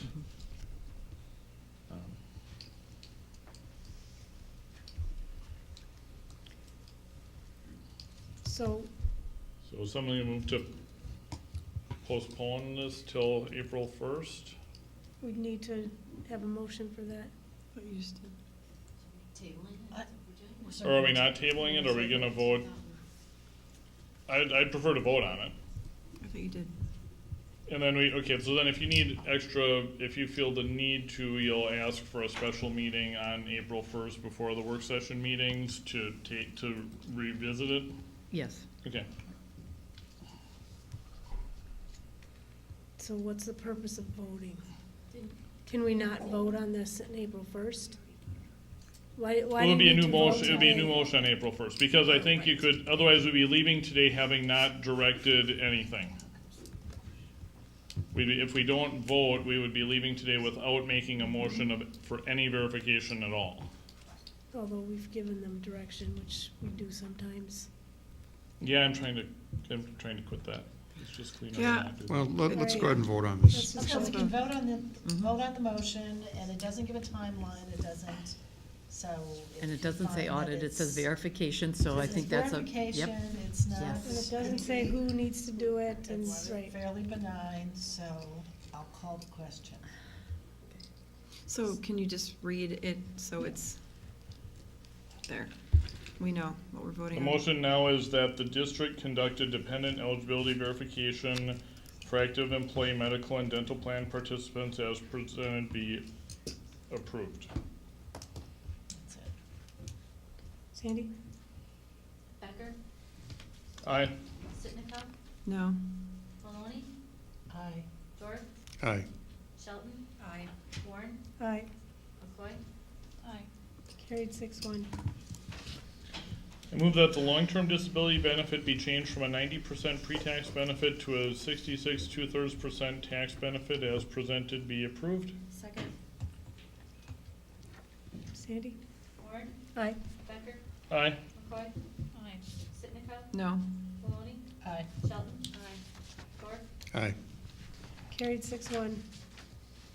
Move that the contract renewal with Diversified Benefits Services Incorporated as presented be approved. Second. Sandy? Sheldon? Aye. Maloney? Aye. Warren? Aye. Dorf? Aye. Sitnikov? Aye. McCoy? Aye. Becker? Aye. Carried 7-0. Okay, that concludes organizational support, so that would put us back to number 13. Okay, we want to take a break? Yeah. Or do we want to just suffer through? I can be quick. What more do we have? I don't know, I'm just looking. I can be quick. We have legislative liaison. Laura, how are you? System reports. No one's gonna wanna hear what I have to say after all that, so I'm gonna plow through this. But can I just say also thank you for this? Do I with just- it what you want, there's a lot of cool stuff Yeah. in there, but it's a lot. Well, I was looking at it, so I just wanted you to know I appreciate it. No, if we're not gonna, let's just plow through it then. Yeah, Except okay. Rhonda just left, so. She'll be back. Go Okay. ahead, start your. Go. All right, Legislative liaison. let's see here, I was gonna pull up something. Legislative liaison. Laura's in charge. All right. All right, the first thing is the governor's budget. I think a lot of us have had a chance to look at that budget. I recommend That's okay. going to the link in Neptune to look at what they're calling the budget in brief. It's 121 pages, but it's significantly smaller than the actual budget. So, I don't think it's surprising what the governor's recommending in terms of education. He campaigned on it. He's trying to enact it. Whether or not he'll be successful, we have a long way to go on that. I think overriding everything is how we fund schools, how we fund education, how that affects the work we do at this table for the people in our district. No mystery there, but we'll see. So, and then the second item was the statement, the WASB statement. I think I have it here. I was going to read it, but you know what? You guys are linked to it. You can have a look. I'm sorry, I'm feeling a little bit like I need to just get on with it. But here's something. So I've given you all a packet of some, just not all of them, but some of the materials from the WASB, WSAA Legal and HR conference that I attended a couple weeks ago on February 20th and 21st. Let's see here. The whole conference had to do with legal issues surrounding school districts. And let's see here. So you've got some of the things that I attended. Like I said, there was a lot more, but I thought these were the ones that might be most relevant. Let's see here. Why can't I go down here? Hey, Laura, do you have this in an electronic copy with the links? You can go to WASB and you can link to a whole bunch of stuff. Okay, thank you. So, It's just on their website, this Yeah. packet, like with these slides? yeah. So anyway, at this conference, it was a real pleasure to go to the session about school safety that was done by people in our district.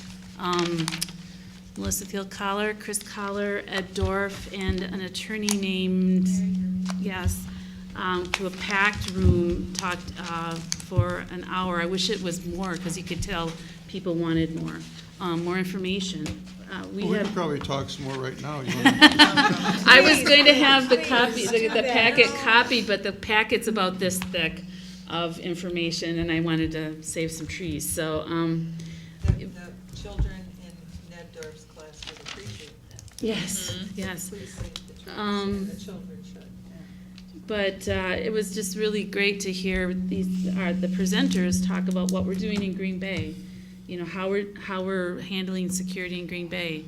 You know, to these people who are, I don't know, it just was great. And I learned some things myself, and you guys did a great job. So that completes my report. All right, are there any district events to announce? There are lots of things going on, but, and then board member school visits? Does anybody want to share quick, Andrew? So I promised quite a while ago I would go to make a longer visit to Howe and stay for half a day. So I was able to do that last Thursday, and I went there and I had lunch with the third graders and got some. I was actually pretty impressed with some of the jokes at lunch. We're late, so I'll just do one instead of two. What do you get? This was from one of the third graders. I was pretty impressed by it. What do you get when you cross a turtle with a porcupine? I don't know. A slow poke.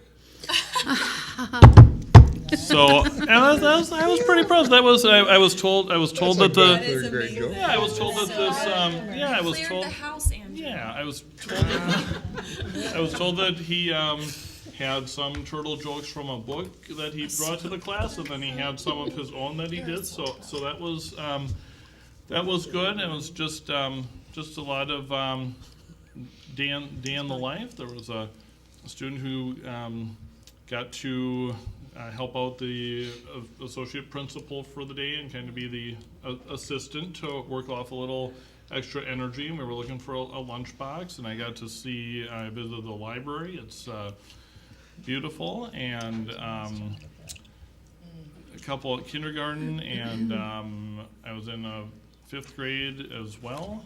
So it was a wonderful visit. I'm glad I was able to do that. And then I was at Baird for a chess tournament that Isaiah happened to be in, and that was I think it was their largest turnout with 56 kids for the tournament. Great. So that's where I was this week.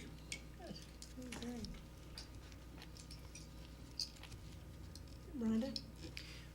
So I went to one school, I was at Franklin for their book fair, and I volunteered for that. And then otherwise, I actually didn't do school visits. I visited with families who called me up to address concerns and talked with a lot of teachers and other staff members in the last week.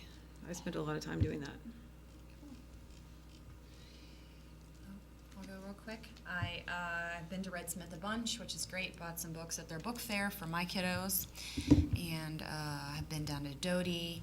But I want to give a shout out to the 5th grade class at Aldo Leopold for winning first place in Destination Imagination. My daughter was in that group, to which when I told her she won, she collapsed on the kitchen floor and said, "I thought it was over," and started sobbing. I was like, "You won first place," and she was like, "No," and she started crying. She doesn't like competition. She loved the process. Won first place in what, I'm sorry? Destination Imagination. Oh, okay. So Eva Meister, UWGB. Oh. Yeah, that's what I've heard. I don't know. That's what I've heard. I've been out of the loop. But Eva Meister was their lead teacher over there, and they did a Pokemon theme. And then Keith is in 2nd grade. His group, Margie Storder, I can never say her last name. They did like a life-size pop-up book, and then a play, and he was an egg. He had to make an egg costume. Watching him make that on his own without me helping him was my favorite part of the activity. But anyways, it was just really, really cool, and it took them hours and hours on Saturdays. Sarah went every Saturday for like 5 weeks from 10 to 2 at school to get ready for this. So they really knocked it out. It was really awesome. So just wanted to give them a shout out about that. I went on the Fine Arts Tour. That was very fun. It was fun to see the students and teachers pride in their space and also pride in their programs and what they're doing. I attended East Rhapsody performance on Friday night, which meant I also got to see Aldo, Washington, and Langley perform their show choirs, so, and the jazz band performed, and that was a really nice night. I did the pie run, so it's fun to see what the fifth grade, the organization of that is quite impressive in terms of all of what's in place when you get there. Had a fun time walking and avoiding a lot of ice. Yeah, And then also, I spent time at Lombardi in a middle school math class. Watched a teacher teaching all levels of math and the rhythm of how she does that. And one of the things she said to me at the end was, this way of teaching is so much more fun because I'm meeting all kids' needs in one classroom. Then I also was at Langlade, had a nice time there, and was in a number of classrooms and got to see their little bit of their DHH program, and then Number Corner, which I had never seen in the fifth grade class, and a few other classrooms, so that was good. I went to Rosa Minoka Hills Community and Family Engagement Evening. That's always a nice event. Nice event. That's nice. And then I met with a community member and Cindy Olson at Washington. Good conversation. I went to a building leadership meeting at Webster where they talked about they have some positive statistics, and also got a chance to talk to them about SROs, benefits, things like that get feedback from them. And I just always learn a lot at those meetings. I went to a basketball game at Beaumont, but that was a hoot. That was so fun. I also was privileged to spend time in Ned Dorf's classroom. Only this time it was Caleb Frostman, Secretary of Workforce Development. And he read a couple of books, one about a naked mole. This was not in the repertoire of my children, so I was not familiar with it, but it was very charming and pretty darn cute. So I went to a PTO meeting at Lincoln. Their PTO is a small group, but they're like a well-oiled machine. I was very impressed, and I got to spend some time with Angela over there. I went to Rhapsody as well, but I saw it the next night, so I got to see Edison and Webster. Let me see here. I think that's it.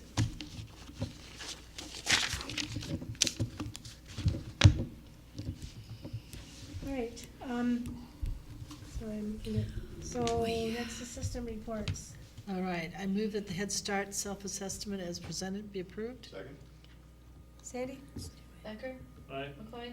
Aye. Sheldon? Aye. Dorf? Aye. Warren? Aye. Maloney? Aye. Sitnikov? Aye. Carried 7-0. I move that the Head Start 2019-20 continuation application summary, $3,052,476 as presented be approved. Second. Sandy? McCoy? Aye. Sheldon? Aye. Becker? Aye. Maloney? Aye. Sitnikov? Aye. Warren? Aye. Dorf? Aye. Carried 7-0. I move that the advanced placement biology resources as presented be approved. Second. Sandy? Warren? Aye. Becker? Aye. McCoy? Aye. Sitnikov? Aye. Maloney? Aye. Sheldon? Aye. Dorf? Aye. Carried 7-0. I move that the advanced placement psychology and advanced placement macroeconomics resources as presented be approved. Second. Sandy? McCoy? Aye. Dorf? Aye. Becker? Aye. Warren? Aye. Maloney? Aye. Sitnikov? Aye. Sheldon? Aye. I move the consent agenda as presented be approved. Second. Sandy? Becker? Aye. McCoy? Aye. Sheldon? Aye. Dorf? Aye. Warren? Aye. Maloney? Aye. Sitnikov? Aye. Carried 7-0. That Entertain a concludes all my motion for- moves. Oh, except so moved. I would entertain a motion for adjournment. So moved. I will make that move, yes. Is there- all in favor? Aye. Opposed? We are adjourned.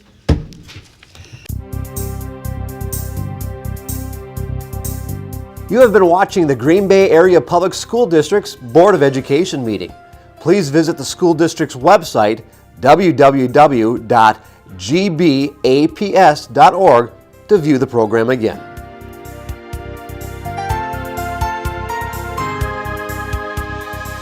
If you cannot fully access the information on this video, please let us know the accessibility issue you are having by calling 920-448-5700.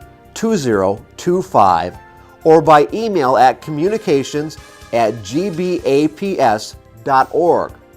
We will try to provide the information to you in an alternative format and/or make the necessary improvements to make the information accessible.